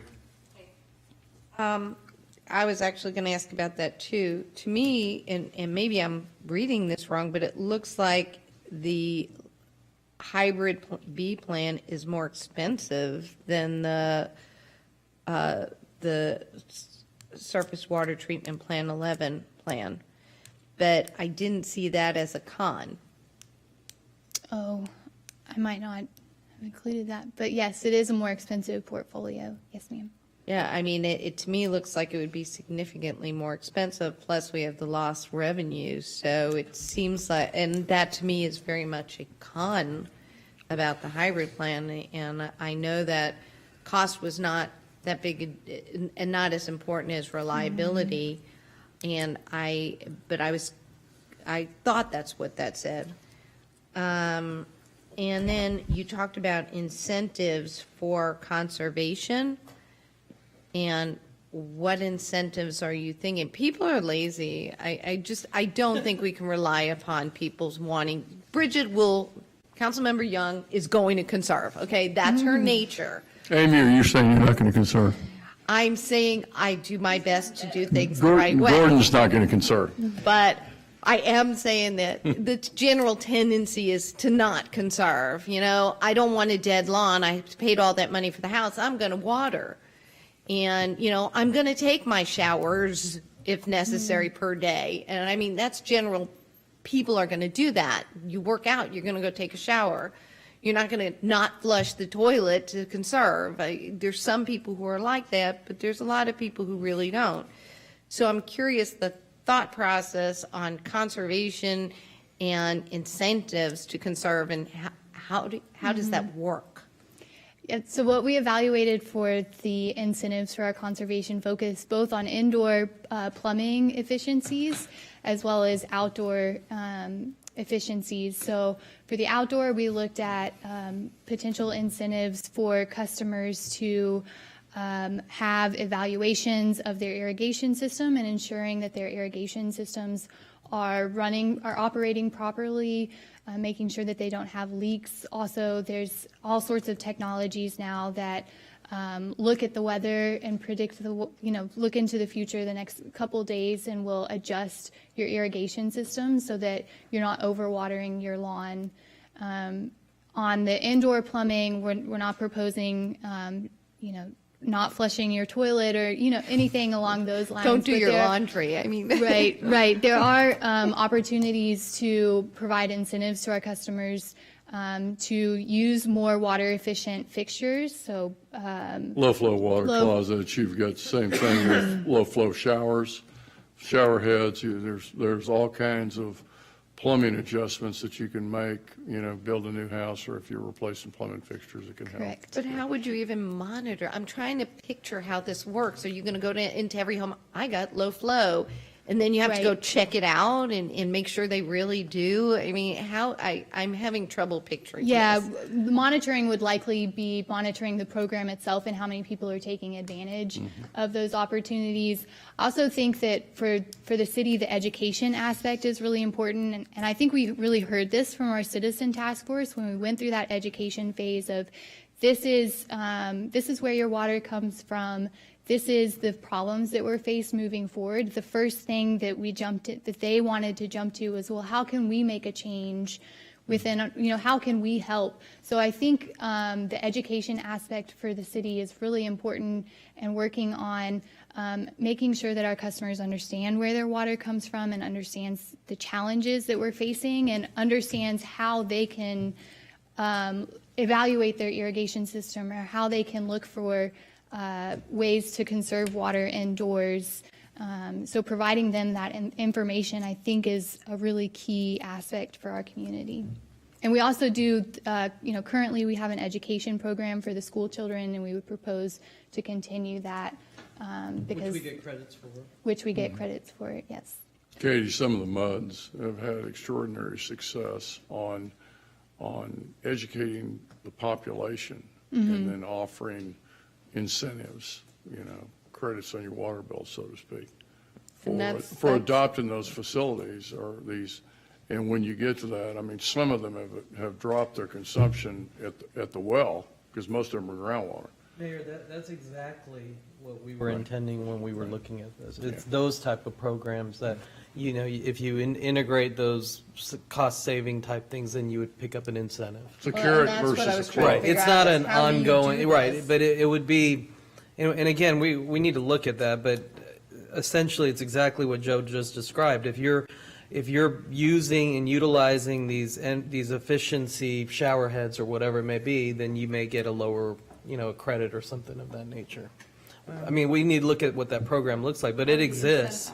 Yeah, it'd be incentivized. Well, Katie, how many times have you driven by and it's raining 2 inches outside and somebody's lawn sprinkler's going? And you have technology now that's available that senses the moisture level in the ground and basically shuts the system down at a certain moisture content.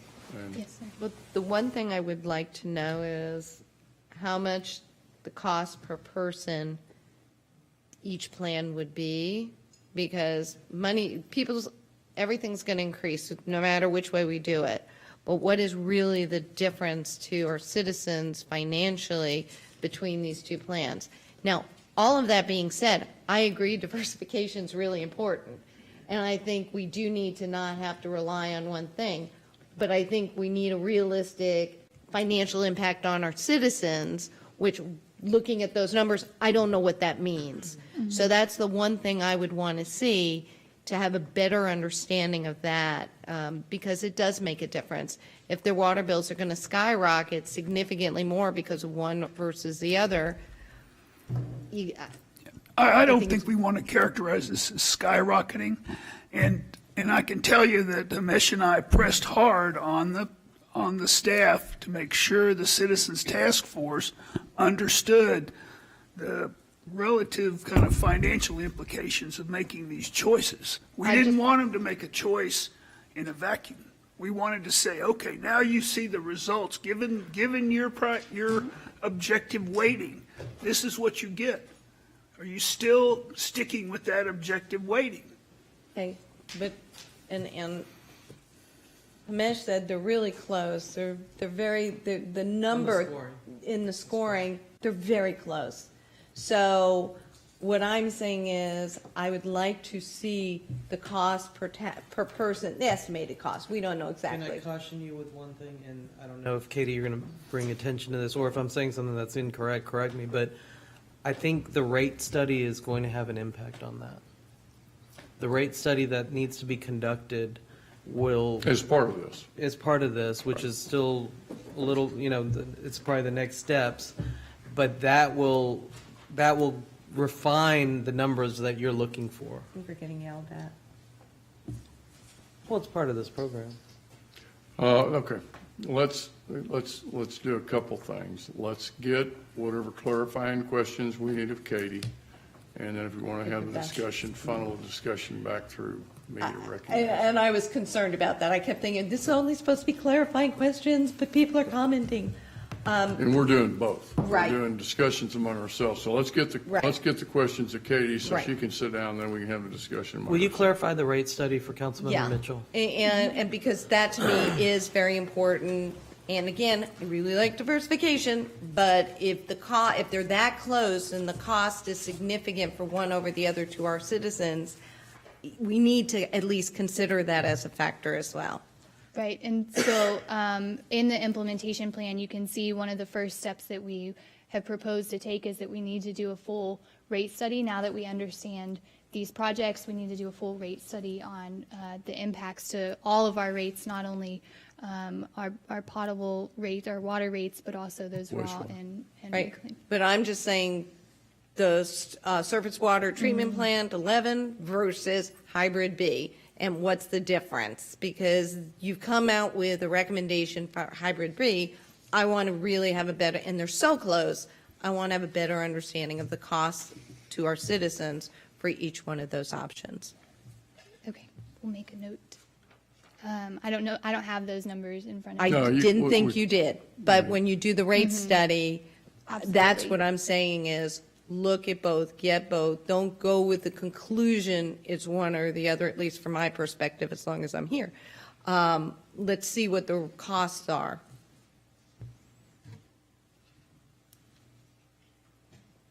Carol?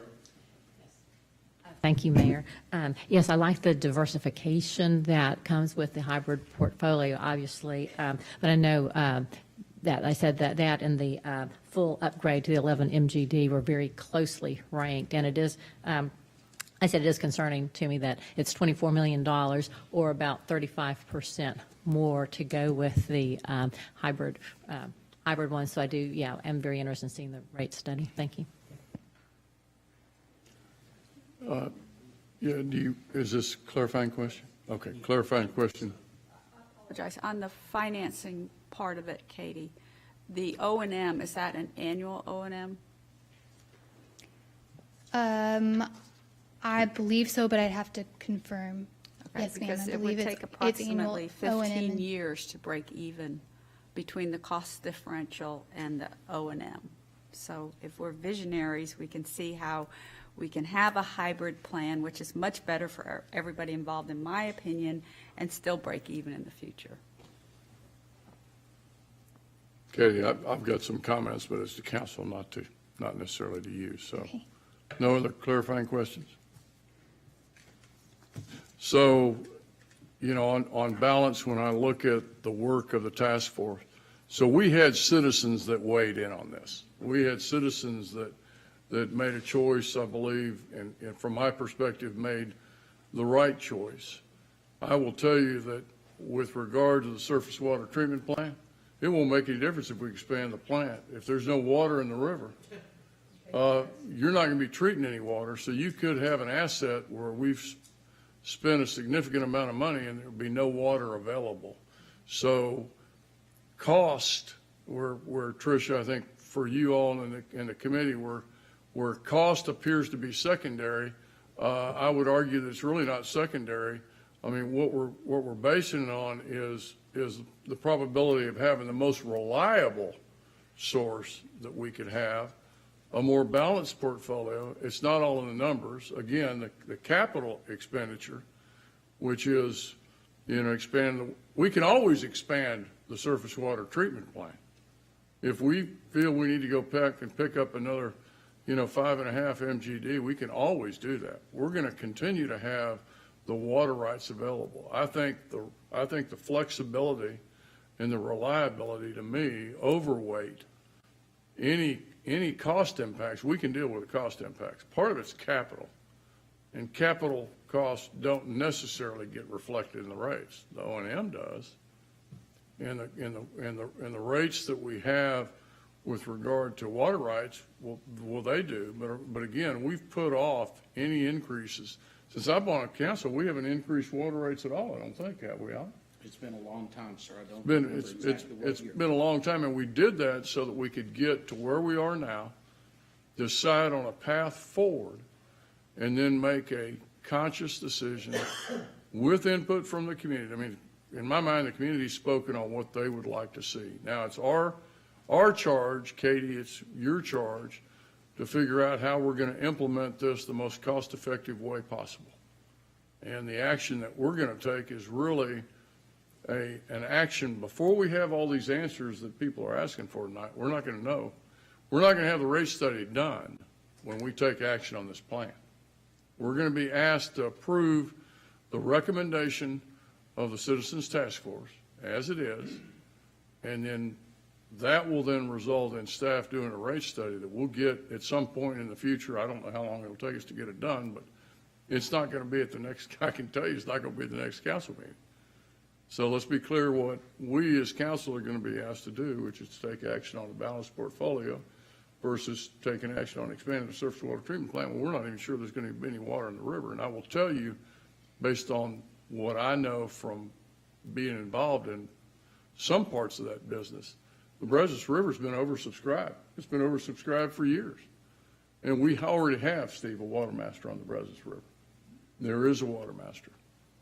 And it was put in place when we went through the 2011 drought.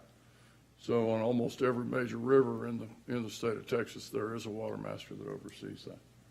So I think this is the most prudent decision going forward. Certainly provides the most flexibility, and I'm in complete support. Thank you. Bridget? I am definitely in complete support. In my industry, you never put all your eggs in one basket. So I think by diversifying, I think it's good for everybody all the way around. And once again, I'd like to thank Katie, who I think has done a phenomenal job on this, along with our Citizens Task Force. So thank you. And I know our two council members spent a lot of time on it also, so thank you. Great job. Item number 7C, review of and discussion on City of Sugar Land Police Department fiscal year 2018 annual report. We got the whole command staff here. We got Chief of Police Eric Robbins, and he's got everybody with him. Yes, sir. Yes, sir. And you guys are armed. Thought I'd bring some backup. I'm going to take it the way you delivered, Eric. Good evening. Yeah. No problem. Wow. Impressive. Good evening, Mayor and Council. It is my pleasure to stand before you tonight and present my very first annual Police Department annual report. It has been an outstanding 8.5 months, and I'm excited about it, and I could not be more proud of what we have accomplished. But it is only because of our outstanding police force as well as our community, this wonderful community that we have that makes us the safest city. Before I start, I'd like to just introduce my staff that I have with me, and I'll try to do this very quickly. Our assistant chiefs, two assistant chiefs, Scott Schultz and Michelle Allen. I have our captains with us, Captain James Davis, Captain Chris Thompson, and Captain Stuart Ditton on the end.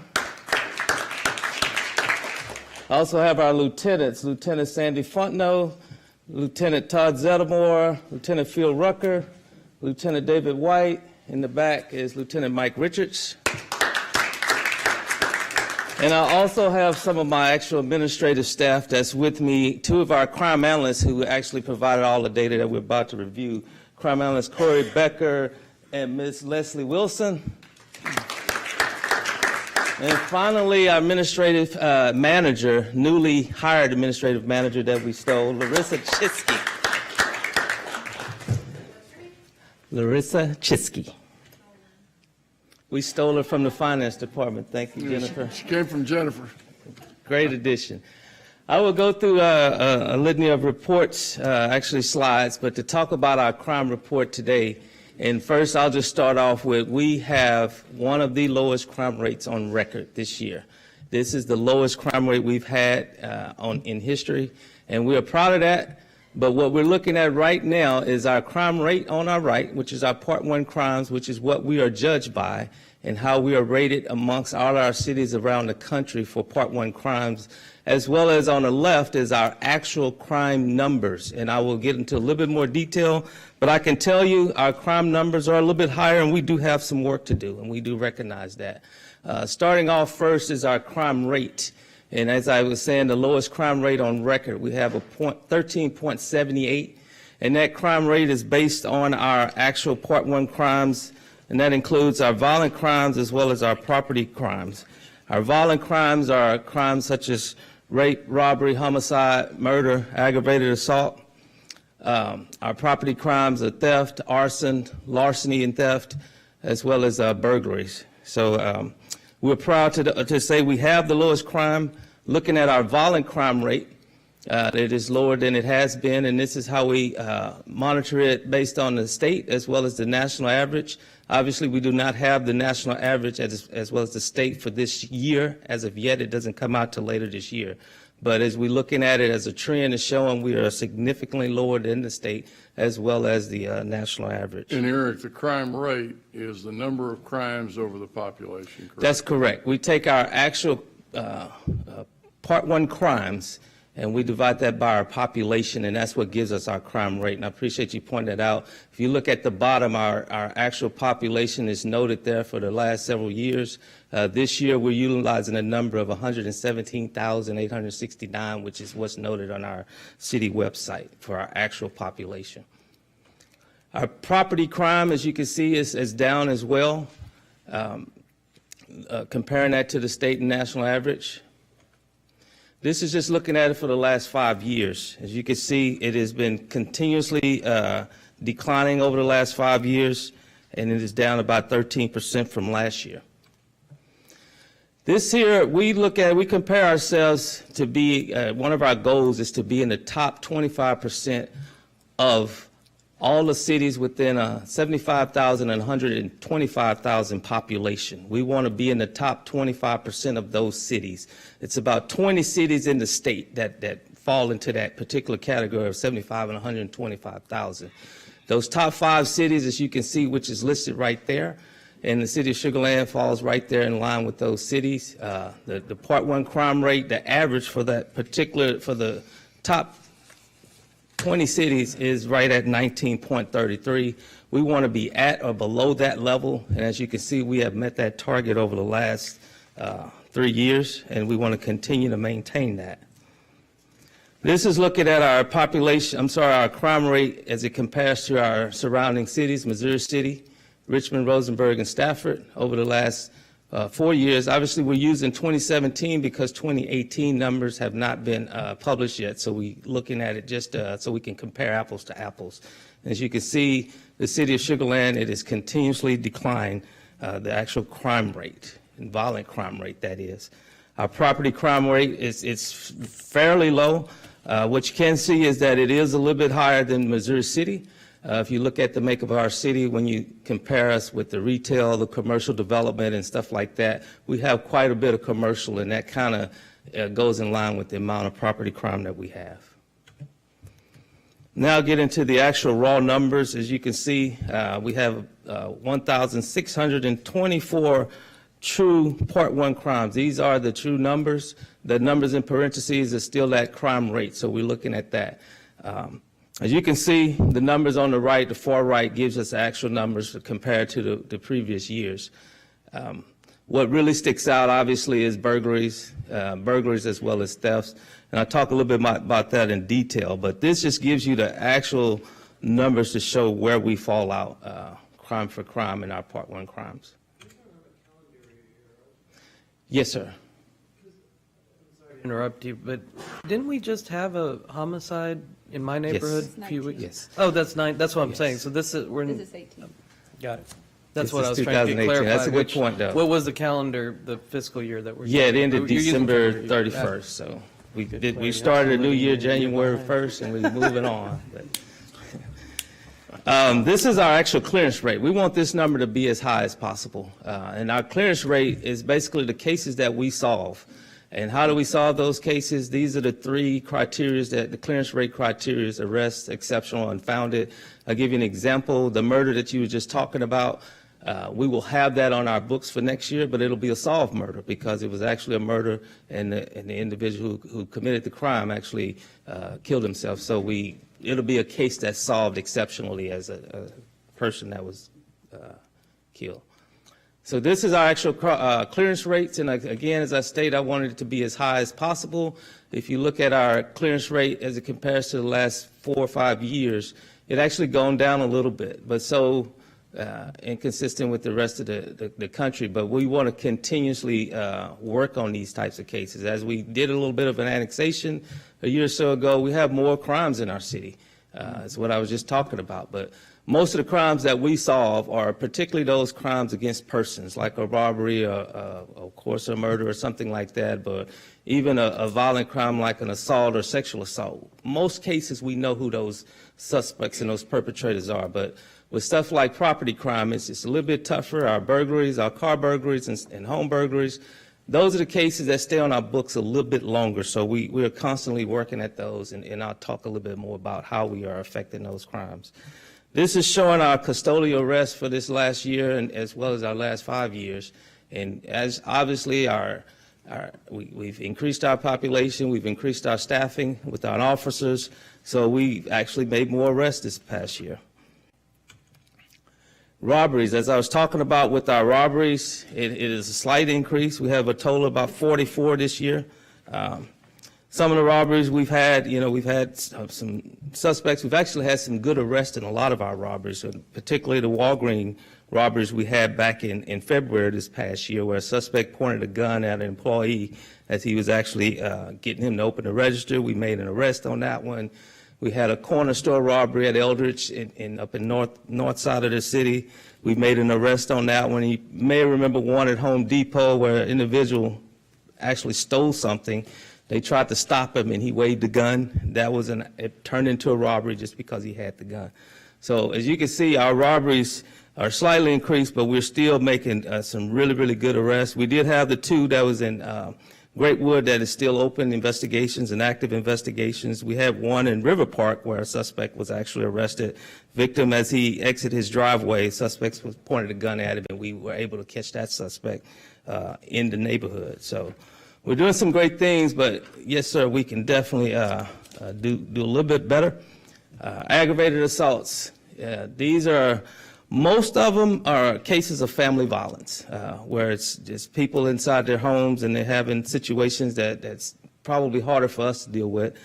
Firearms in some cases, some of them display weapons, some of them may have a knife. We had one with a crowbar, one even with a lamp.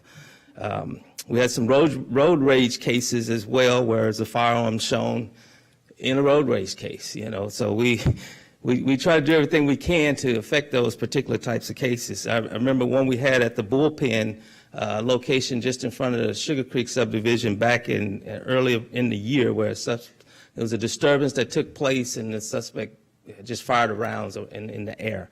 That suspect was identified and charges have been filed as well.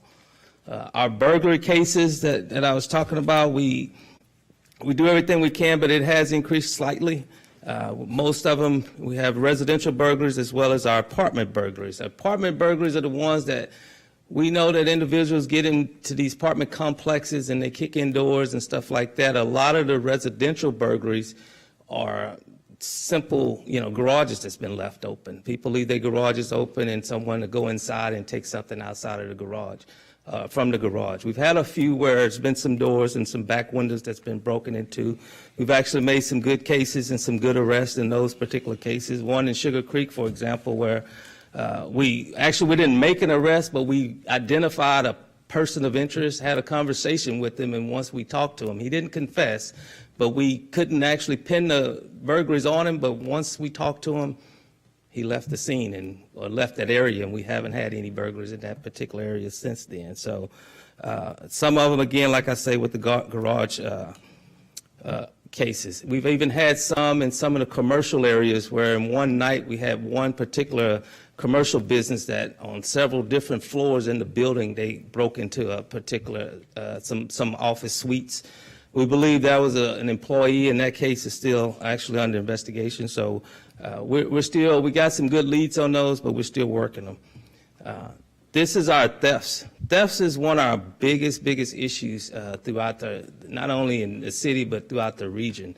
We took out our burglaries of motor vehicles, which I'll talk about in a second, but we have to look at those in a little bit different way because we have a different way of affecting those cases. Shoplifting, for example, our box stores, whether it's Walmart, Target, Home Depot, Macy's, those stores keep us busy. And it's not that we can go inside the stores and do a lot of patrolling, but they do have loss prevention officers that's in those stores. And when they catch those criminals shoplifting, they're calling us, and that puts our numbers where it's at. Our officers spend a lot of time at Walmart. If you want to get a ride to the police department, shoplift at one of those stores. And I tell you, some of the commercial thefts, we see some from, for example, whether it be people inside of a restaurant with their purse, employee thefts and stuff like that inside these commercial areas. We have a few in the residential areas, but most of them are shoplifting, as you can see. Then we start looking at our car burglaries, BMVs, burglary of motor vehicles. This is something that we really take to heart all around our communities because we know that this is something we can affect. What we see is a lot of people leave their cars unlocked. We have, for example, some of our burglaries, you see Sugar Mill on like 3 nights. We had about 30-something burglaries in 3 nights or a couple of nights where individuals basically just walk through the neighborhood and start pulling door handles. And if the car is unlocked, that's when they go in. If it's locked, they keep going. And they can hit several cars in a matter of minutes. So that happened in Sugar Mill, and we had to adjust our resources when we see stuff like that. You'll see from time to time, we utilize everything, whether it be traffic enforcement, whether it be our impact team, our special crimes unit, our patrol units. We're doing everything, crime prevention, trying to educate, of course, to get people to lock their doors. But these are the particular types of cases that we do believe that we can affect. Auto thefts, nothing really significant. Obviously, it's gone down by 1. But we continuously watch that. We see stuff like the car dealerships. We had one case at a car dealership where an individual used fraudulent identification and wrote a check for 2 brand new cars. And they let him drive off with it. We've had a few actual auto thefts over in the Methodist parking lot, hospital garage. So we're continuously watching these auto thefts. Some of them in some of the neighborhoods, but most of them are businesses. And as you can see, these are the types of cars that's being stolen. Oh, they're not taking those Teslas, so those electric cars, man, those I things think they just figured aren't very those out popular. yet. You know, any place to plug them in. If the technology can't steal them. Our Part 2 crimes, simple assaults. People ask, what's the difference between a simple assault and a regular assault? I'll give you an example. If you got 2 individuals fighting at a bar and they're just fighting, but no one needs any kind of medical attention or serious medical attention, it's just a simple assault. Those cases have gone up a little bit. The fraud and the forgery cases, what we see a lot of is some of these online scams. We see some of these phone scams where people are calling saying, hey, you just won a lot of money, but we need you to give us your information or go to the bank and give us your information. So we try to educate our community as much as we can on those things. The criminal mischiefs, we've increased our population. Some of them are just mailbox thefts and mailbox bashings and stuff like that. But, rocks. We've seen cases where rocks are thrown through windows, but sometimes it's not just a rock that was being thrown. It could have been a landscaping crew that was cutting the yard and the rock got thrown, but we may not know it. But we believe in a lot of those cases it's not a true criminal mischief, but when we don't have any witnesses, that's how we have to report it. And of course, you can see the weapons violations mostly are just traffic stops where weapons are being confiscated and recovered based on the fact that they shouldn't have had those weapons. And of course, driving under the influence just kind of speaks for itself. Real quickly, I talk about the calls for service per beat. These are police beats, obviously not council beats. And what we do is we look at these and break it down regularly just to determine how many calls are actually going through each beat. Obviously, beat 2, which is our commercial beat, that's where we're at now. Our shopping malls and our districts, commercial districts as such, have more actual activity. I wouldn't say crime, but activity. And that's just the nature of the calls. But what we do is allocate our resources. Our plan going forward is to continuously monitor all of these types of calls. We want to monitor all of the in-growth, the new development, for example, around University 59, Imperial, the Imperial Market. We want to see what's happening. We want to continue to monitor those types of activities because we may end up having to come back to you and say we need more staffing at some point in time. But if necessary, we'll make some adjustments with our staff and put more officers in those particular areas. I've seen in some cities where they realign their beats to level out the calls. We don't do that. We add more officers to those beats. So the officers are not as busy because they have more officers and so forth based on the amount of activity. As I was talking about top locations for calls, Walmart, it sticks out really, really high. And these just calls with about 70 or more. There's still some more calls out there. And just give you an example of all these particular locations. Target is still one of our big locations. And sometimes these numbers, these locations change a little bit. St. Luke's Hospital, we get a lot of, just in custody, not in custody, but just death scenes that we go to. We get a lot of thefts, employee thefts, and those kind of things. Costco, same thing. So just giving you some ideas. Our goal, and this is working with our dispatch, and wonderful dispatcher, which is our lifeline. I know Shannon Price is here. We couldn't do it without them, but our goal is to make it to all of our, what we call e-calls, our emergency calls, within 7 minutes. And that includes the time the dispatch get the call to the time the officer arrives on the scene. And so we want to make sure that we get to those calls, and this is broken down by our fiscal quarters. Obviously, we made it practically all of the time, but it was a slight chance in the last quarter where we was just at 80%. We want to make these calls at least 80% of the time. And sometimes we can't, we have some issues, whether it be language barriers, it may be some locations, issues that people don't give us the correct location. It may even be traffic that may hold us up from getting to those calls. Speaking of traffic, I'll just tell you about the number of traffic stops. As you can see, we've had quite a few traffic stops compared to last year. And this could equate to the new territories that we have, like, along Crab River Road, 99, in those particular areas, and even the neighborhoods. We get a lot of our traffic stops, as well as our, you'll see some consistency with the way we do our traffic stops. It's based on the accident locations as well as our complaints. People complain whether it's about speeders in the neighborhoods. I know in Sugar Lakes we get a lot of complaints about speeders going through Horseshoe in those particular areas. So that's why we make our traffic assignments, and those is how we get our traffic stops. Our warnings and violations is pretty consistent. It's increased just the same over the last few years. Our citations for just warnings only, it's just the same, it's consistent. And people ask also, what else are y'all doing? Well, we did hire an additional 21 officers also. So we got some more officers out there, a lot of young officers out there just helping us out. And we try to, like I say, correspond those traffic assignments with our collision and our accident locations. This is just looking at non-injury collisions. They have increased slightly. Our injury collisions only by 5, but slightly increased there. We had 2 fatalities this last year. I remember one specifically was off of Vikings Road, just off of Dulles. There was a young kid on a bicycle that the lady just did not see as she was making a right turn. So it was a sad situation, and unfortunately it led to a death. We had another one on Highway 59 where an individual car had broke down, and he was, I think, working on his car. He had a trailer attached to it, and the trailer got hit from behind, and he got pinned in between. As we see, these are our top collision factors. Really nothing surprising there. Most of it is just people failure to control speed and changing lanes. As you can see, we have a few. One of the questions I get a lot is about not only here's the location. I'll go into the next. Here's the locations Highway 6 and Highway 90, that road there and that location there, we have worked with our engineering team. We've worked with our public works for landscaping and done a lot of different things to try to minimize whatever possible distractions or anything like that. Bless you. So we do everything we can to try to affect these locations, and so that's where our traffic assignments are particularly located at in these type of areas.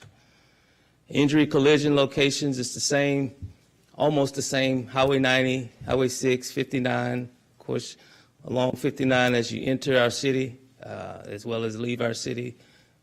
Just give you some ideas. It's not that many. You see 9 as our highest number, but still, these are stuff that we are concerned about, and we try to do everything we can to reduce those numbers. The top citation charges, speeding. Again, one of the questions I always get is, what about distracted driving? Is that a major factor? And actually, it's really not. It didn't really make the list. As you can see, the lowest number on this list is 368 for red light violations, but actually for utilizing wireless communication device, your cell phone, we had 25 citations. And that's not saying that people are not doing it, but these are the numbers that we are catching people doing it. Now, Eric, is that, when you say ran the red light, that's not red light cameras? No, sir. Correct. These are actual officers Officer observing writing. somebody running a red light and giving them a citation? Yes, Got sir. it. But I do have those red light numbers coming up.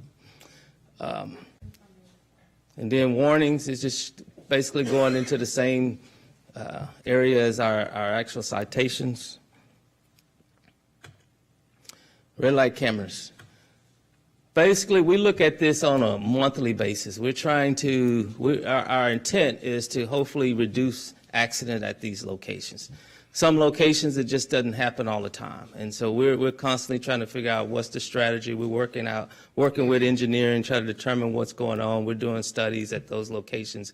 But as you can see, the newer locations, you got some crashes, but Highway 6 at 59 is obviously one of the busiest intersections, not only in the city, but in this whole region. So that gives us a lot of accidents at that location. Now we're looking at the violations, and these are the locations with the highest violations. Westbound 90 at Deer Ashford, it really is up there. And it's just one of those high-traveled areas, you know. What we do is we continuously monitor this data to determine if we need to either relocate our red light cameras or if we need to do something different. But it is still giving us some good information at what's going on, and it's still, you can see these are still some very dangerous intersections. Then our crime prevention camera program, also known as the LPR, license plate recognition technology. As you can see, these are a number of stolen cars that have happened over the last 3 years. It actually has gone down. What I can say about these numbers, when we originally started getting this data, particularly in 16, what we were noticing is quite a few of the cars that's coming through as stolen were reported stolen but not taken out if they were located.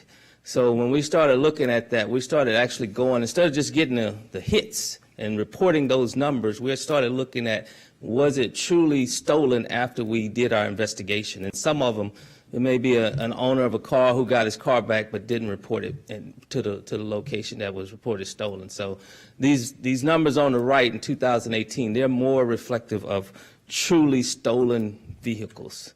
And that even goes in line with the amount of arrests that we've had. The arrests have gone up because we're looking specifically at those cars that are truly stolen and not the ones that were stolen but just wasn't taken out of the system. So we're going to continuously look at that to see, you know, and it is a great tool. I like to express that as well. It's a great tool for us. We want to continuously utilize this technology, enhance it. Hopefully it'll get into our CIP projects, and hopefully we can get more funding to enhance that program throughout the entire city. So this is just giving you some ideas of, or actually information about the amount of arrests and what has happened over the last few years with those particular cameras.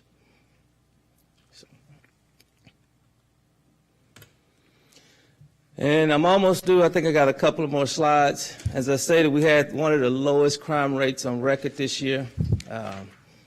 Criminal investigations, we want to continuously maintain our clearance rate above the state and national average. We've added personnel When we were going through our annexation, we had to kind of slow down a little bit because we had so many officers that we had to hire and train. So we pulled a person out of the Special Crimes Unit. That's the Tri-City, Missouri City, Stafford, and Sugar Land Special Crimes Unit. Now we have a unit back in there. We're very, very active in our investigating internet crimes against children, which we've gotten some new technology and some good assistance from the federal government to do those particular types of investigations. We've graduated teen academies, and I always like to talk about this one because this is I think a true advantage for us to have some kind of a partnership with our youth. We know that as they start driving, these teenagers start driving, they're going to be the ones that we're going to have to interact with and interface with. So having that academy, this is our second academy, but having that academy we think is a very, very is advantageous to us to have that interaction with those youth. Of course, we want to continue to increase National Night Out parties. That we believe that also is a factor in keeping the city safe. Just having our neighbors know each other. I think more you know your neighbors, the less type of crime may occur. Firearms training, we're going to talk about that a little bit, but I appreciate everything. Thank you, Council, for allowing us to get the firing range that we have, all the support. We're working right now with the engineer and Jesse Lee and her team, particularly Lane Wolf, to have enhancements to that firing range and actually move forward to having a true public safety training facility with us, the fire department, and everyone can utilize and get better training. We don't have to leave our city. We can do more right here. And I think it also is going to help us even in the police department just with space and everything. So as you can see, we're going to continue to do these things. Expanded digital forensic, as I was talking about, I was working also with the feds with some new technology that they have supplied some of our officers with, well, particularly one of our investigators, and to help us out with do crimes to investigate, whether it be internet crimes, phones. We can do a lot more, enhance looking at phones and seeing what's going on from a digital standpoint. And then moving forward, crime reduction. This is a top priority for us. I mean, we know we got some work to do. We want to continuously work. Chief Schultz is working on a security master plan. Right now, we're looking holistically at all the parks in the city. We want to look at whether it be technology from cameras to fencing, lighting, landscaping, and all that stuff, and do some true assessments of the park so we can make sure we're working directly with our park staff on that. We want to expand our online program. The key is just getting the word out on that, just letting people know that you don't have to call us if you got a lost bicycle or something really, really minor. You don't have to come to the police department. Of course, our management study, we're continuously, I think you may have gotten an update more, kind of fairly recently about that, but we're going to continuously implement those recommendations. Talked about the firing range and long-range planning for the public safety training facility, expansion of the crime prevention camera program, and last but not least, succession planning. That's part of the reason why we want to have more people like these young men and women behind me get more involved and start understanding what it is so that they can be ready to take over, hopefully just like I did. So that's it. Hopefully I didn't go too fast. Questions? Here we go. Robbins, for Yes, this ma'am. excellent report. I'm assuming even though some of our crimes increase because we have greater population, and you're looking at per thousand for the crime, so our crime rates went down. But I do want to compliment our police department in a number of ways, but you know, whenever we can protect our children against internet crimes, I just think that's crucial, and so I thank you very much for that. The other question I had is, do we have sex trafficking going on? We hear a lot about that in the Houston area. Is that something that's going on in Sugar Land? I can't say that for a fact. It's a possibility. What we're doing, even with our special crimes unit, they're actually going in and looking at some of these, quote, massage parlors that we hear about where some of this type of activity that goes on. And so we've heard about it in our surrounding communities. We don't have those specific facilities here in Sugar Land that we can put our finger on. I mean, it may be going on underneath the scene. So we're going to continuously monitor that and see. But, you know, we're reaching out to all our communities to hopefully, that's part of what we're trying to do with all the things that we're doing, is just to have that relationship so that they will be open and willing to talk to us and share what's going on, because we can't force them to tell us what's happening, but just by having that relationship, we're hoping that they're going to talk to us more. Yeah, okay, thank you. Yes. Great job to all of you. Thank you for everything you do for us. You keep us safe. And I can't thank you enough for everything that you all do. A couple of questions that I had, and these might be kind of all over the place, but I just want to ask you about them. Do we have, so I received recently a note from Amazon saying if you want your delivery scheduled on Wednesdays, that way those packages, you know when they're coming, and a lot more people are now shopping online. Do we have issues with theft of packages? Do we ever hear about that? Every now and then, we do. We've had some in the past, particularly during the holiday time, but not recently. I see those prime You're right. trucks driving around in the city. And, you know, that's one of my thoughts, you know, but I know they do have cameras surrounding those trucks and those vehicles, and they do locate, they tell people when they're coming. So that helps hopefully cut down on just people riding through the neighborhoods and stuff like that. But that's not a problem. That's not a problem, Okay, no, not a good.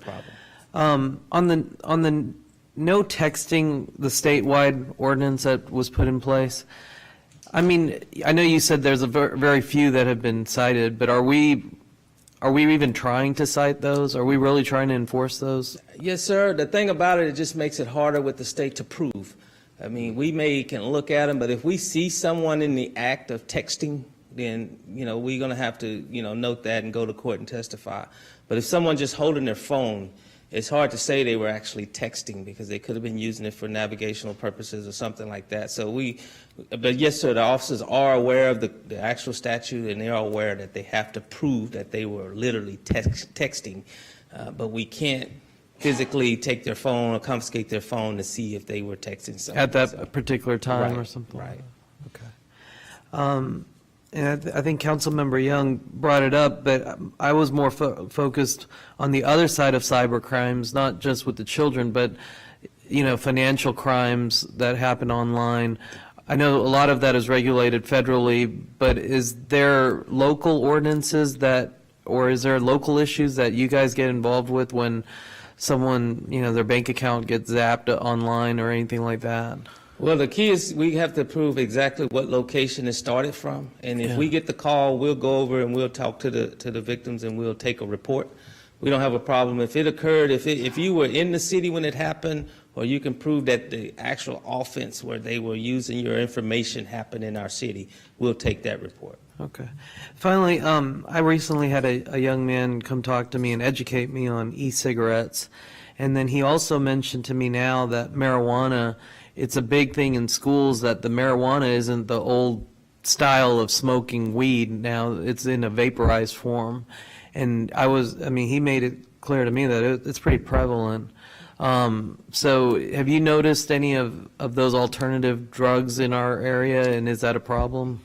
We haven't seen it specifically, but we are working on some initiatives to look at going out and doing some enforcement for anyone we know that people can sell these electronic cigarette cartridges, if you will. Mm-hmm. But the actual illegal substance that they get, whether it's marijuana, if you're a minor, you can't buy nicotine, but you can buy the cartridge.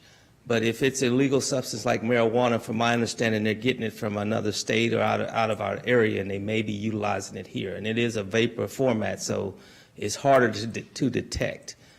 But we are talking with our schools, with the school police department, and they're doing some searches, and we're also trying to work together to see if we can, what else we can do. Particularly, we're looking at just the selling of those particular products to minors if they are, you know, can't purchase that type of equipment. Yeah, I'd keep an eye on it because I think it's going up. So. Absolutely. Well, thank you. Yes, sir. Thank you. Welcome. You did a good job with your first report. And I'm sure you're nervous because I'm questioning. Yeah, you got that look of fear. You don't have to be. It was a very good report, and it's the last time I will ever do this to you. So, and y'all do such an awesome job. And I'm so proud of this police department. And the fact that I had the opportunity to work with you has been awesome. Thank you. Now, Chief, a couple of clarifying questions. You had the safest city slide, and it showed that our population was 89,000. Mm-hmm. Does that mean that slide, all the data on it was from 2017, and that's what because it didn't have a date on it, it was like way back in the front. Way back. Well, and that's because it just kind of stood out to me. I mean, it was maybe your third slide in, I don't know, fourth. It's keep going. It's there. See where it says we have 89,790, and then Allen has 101 and Yes, this is 2017 17. numbers, yes. So that Yeah, if we sure, then look at the 2017. violent crime rate on your later slides, it's going to be for 2017.79, not 2000, that's not 2018's numbers.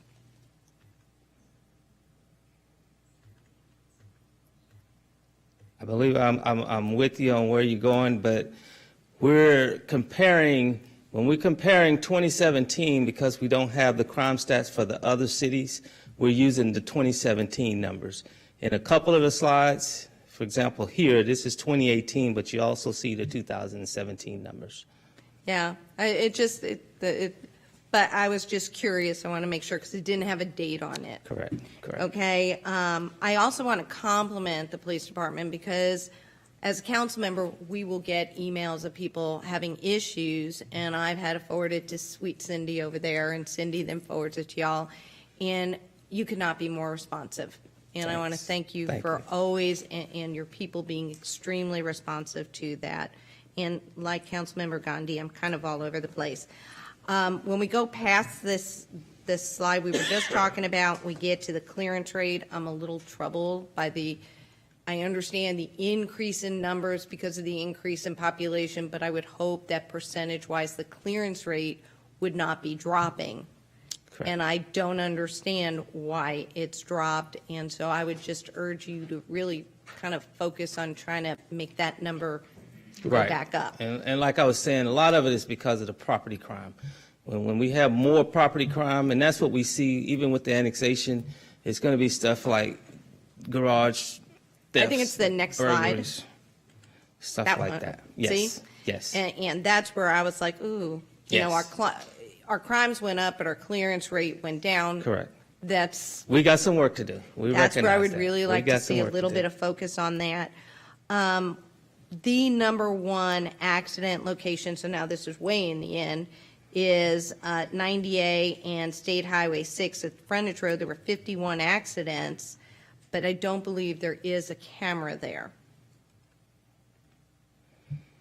I 90 looked- and 6. It's here, top collision area 2008 is 98 and State Highway And you mean 6. a red light camera? Yeah, Correct. No, there's not a camera there. and that's a very large number of accidents, and so that's a little troubling, so. And that's an intersection, if you notice, we got red lights on both sides of Highway 6 on the frontage road, so it's a pretty wide intersection.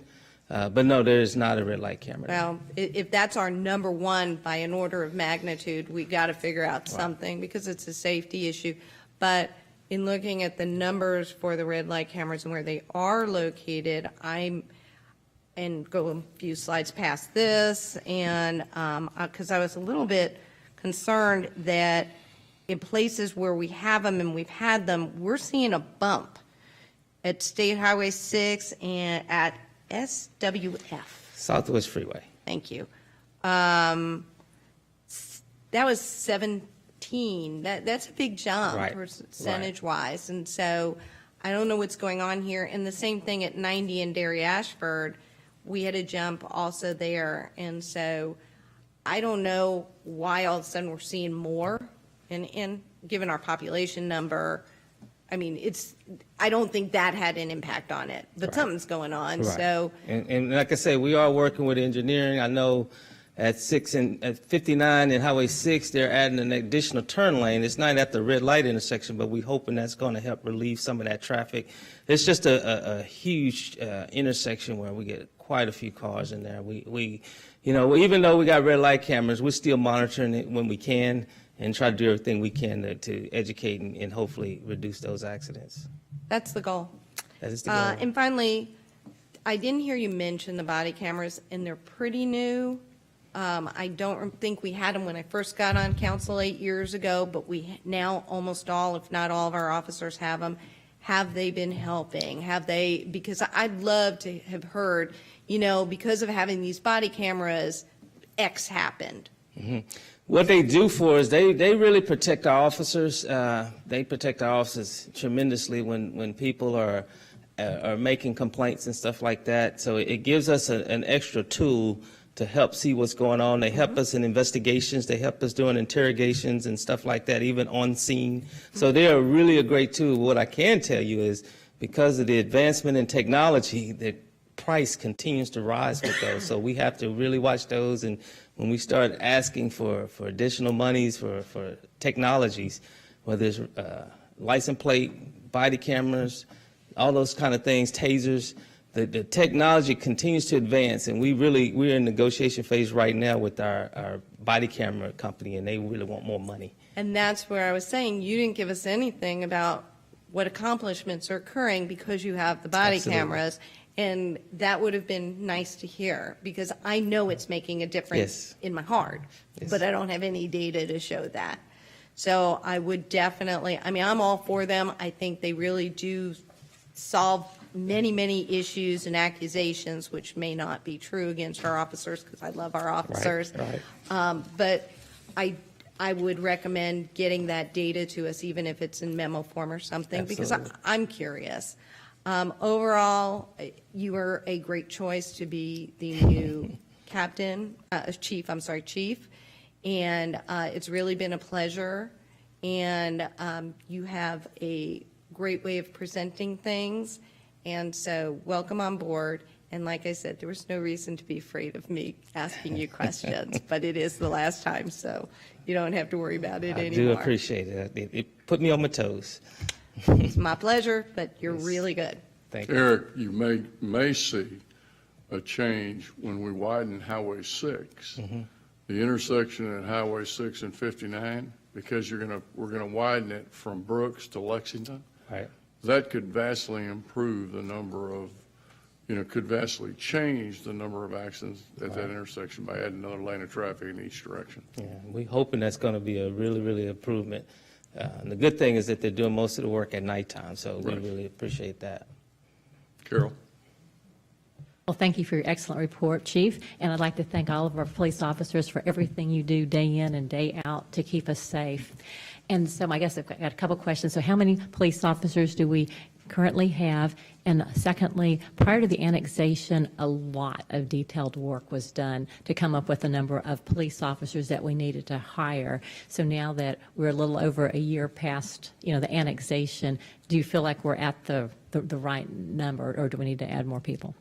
Well, we believe we're at the right number. We have 172 sworn police officers. But like I was saying earlier, we want to continuously monitor the development also in the commercial activity, because as that continues to grow, 59 and University, that entire area with the whole Sprouts and all that stuff, all that area, we don't know. We're still monitoring the car dealerships, what's going on at 6 and Highway 90 and all in that area with the new schools, with Fort Bend ISD.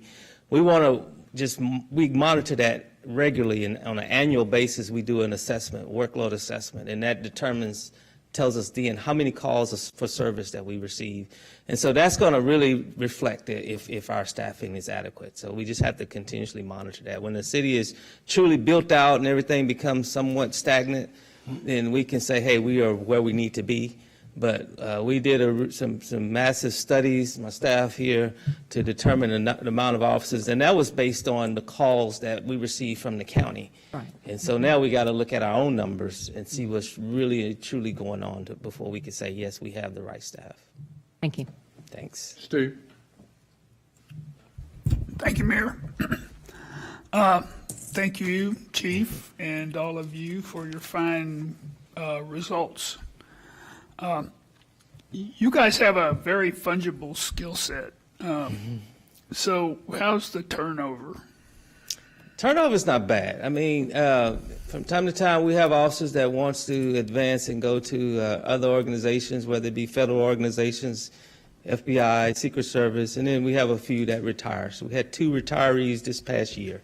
I think you were at our last retiree celebration, but for the most part, I don't have the actual percentage. I know Human Resources can give us that number, but I don't have the actual percentage of the turnovers right now, but it's fairly low. Fairly low. Good, excellent. Couple of requests. I know your safety officers are tired of telling people at HOAs to please keep their cars locked and take all the valuable goods out, but please have them keep pounding on that. And people just don't. They just don't do it. Makes us look bad. The other thing I would say is, in looking at your accomplishments, you highlight the Teen Academy, which I think is very important. You highlight National Night Out, which I think is very important. But there's another very important thing going on, which I guess I would call citizen engagement, that is amazing, actually. I go a lot of places. We were just at Harmony School for their event, and we had crime prevention officer, assistant chief, a robot, somebody operating the robot. And so having our officers out among the citizens, I think, is an amazing payback both for us and for the citizens. And so I would encourage you to include that. You've got to be doing a lot of touches to the citizens in addition to those two big functions of Teen Academy and Neighborhood Night Out. And so anyway, I think you're doing a great job. Take some credit for it in your report next year about how many times you're touching our citizens. This is good feedback. Yes, sir. Yeah. Thank you. Congratulations again. Thank you. Jennifer. I just want to say thank you for everything that you do. There's no greater love than to lay your life down for a friend. And when I'm out and about in the city and out in the county, I get compliments on our police department all the time, and they tell me that that is the place to work. So I congratulate you on a job well done. Thank you. Thank you. Thanks, sir. Thank you. Item number 8, City Council City Manager Report, 8A. Council members, Amy, start with you. I had lunch with somebody today who said you did an outstanding job at the State of the City luncheon, and I was there and saw it, and we all were. Great job. Thank you. There's a new executive director for the YMCA, and both Jennifer and I went and saw him. He's pretty impressive, actually. I went to Gigi's Playhouse, which is a phenomenal location which helps kids who have Down syndrome, and they had a little fashion show with the Down's children in the fashion show as well as the people who help support them, and it was really neat. I hosted the Mariah Carey with MMI, very impressive company that is one of our bigger Money companies. Management, Inc. That's Yeah. exactly right. Ivan Hand and Star Susie Hand.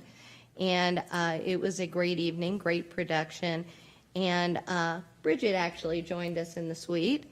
And then Fort Bend Education Foundation Gala, where actually we saw Sonal step up on the stage and make a very touching speech because this was one of her true loves.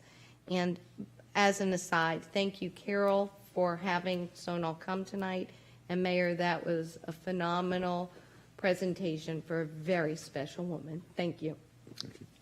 Umesh. Yeah, Mayor, just want to thank you, Alan, and all of the city staff and the chamber who put on the State of the City. I thought it was really extremely well attended, well done, and it's really great to look back on all the accomplishments that we all have can take credit for from the past year. So congrats to everyone. Thanks, Umesh. Bridget. I'd like to echo that also, and the State of the City makes us all so proud of everything that we have accomplished. So, and Alan, you did a good job also. Thank you, ma'am. You're welcome. Also, Amy mentioned a lot of things, but and Amy was there also, the Helen Cordes dinner where we recognized Dr. Betty Bateman, who serves on our Legacy Foundation, and she was the honoree for this event. So we're very proud of her also. Carol. Yes, I'd like to, thank you, Mayor and Alan, for the great job you did. We had a really great story to tell at the State of the City, and I'd like to say a big thank you to the staff for helping make that all happen. Most of the events have already been covered, but I had a meeting with city staff, a LID 14 representative, and myself to discuss drainage, so I'd like to say thank you to Chris and Jesse for that. Steve. I'll mention a few things that haven't already been mentioned. Fort Bend Mayors and City Council Association meeting in Simonton. The mayor and I attended that and had a presentation from their police chief on social media, which I thought was relevant. I And attended. Jennifer was with us, Steve. Huh? Jennifer was with us. Jennifer? Yeah, Lane. She was with us at Simonton. Ditto. And I attended the Fort Bend Mayors and City Council Association in Simonton. Forgive me, Ms. Lane.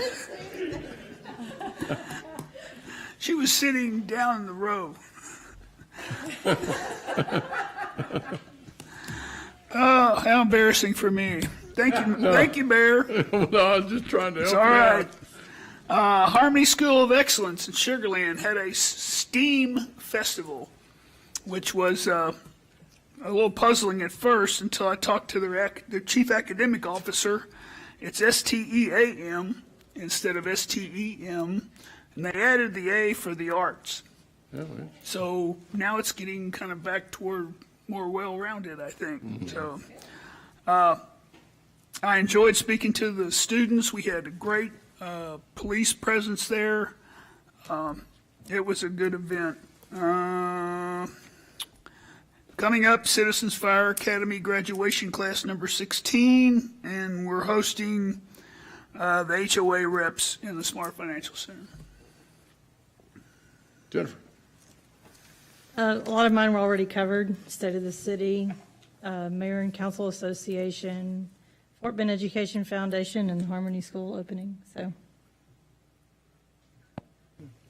I'm going to highlight a couple things. I'm going to highlight at the State of the City, of course, the Chamber, Fort Bend Chamber of Commerce, Carrie, her team did an extraordinary job of promoting that for us. And then on our team, you know, Cindy Dees, Paulina, Jake, and Roman, they spent a lot of late nights, countless hours trying to put all this together. Cindy did a great job.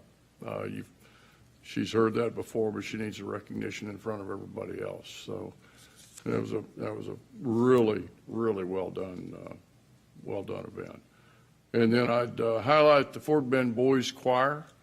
Our own Jared Jameson bought those funky shoes that he wore the other night to the. I think you need to set it up, though.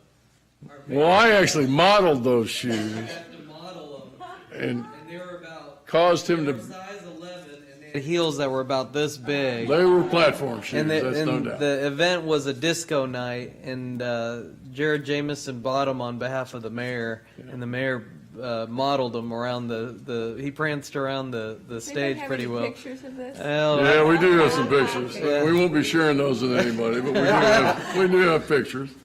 Yeah. So that was, I thought, a well done event for a good cause. Alan. No report. Motion to adjourn. Good job, guys.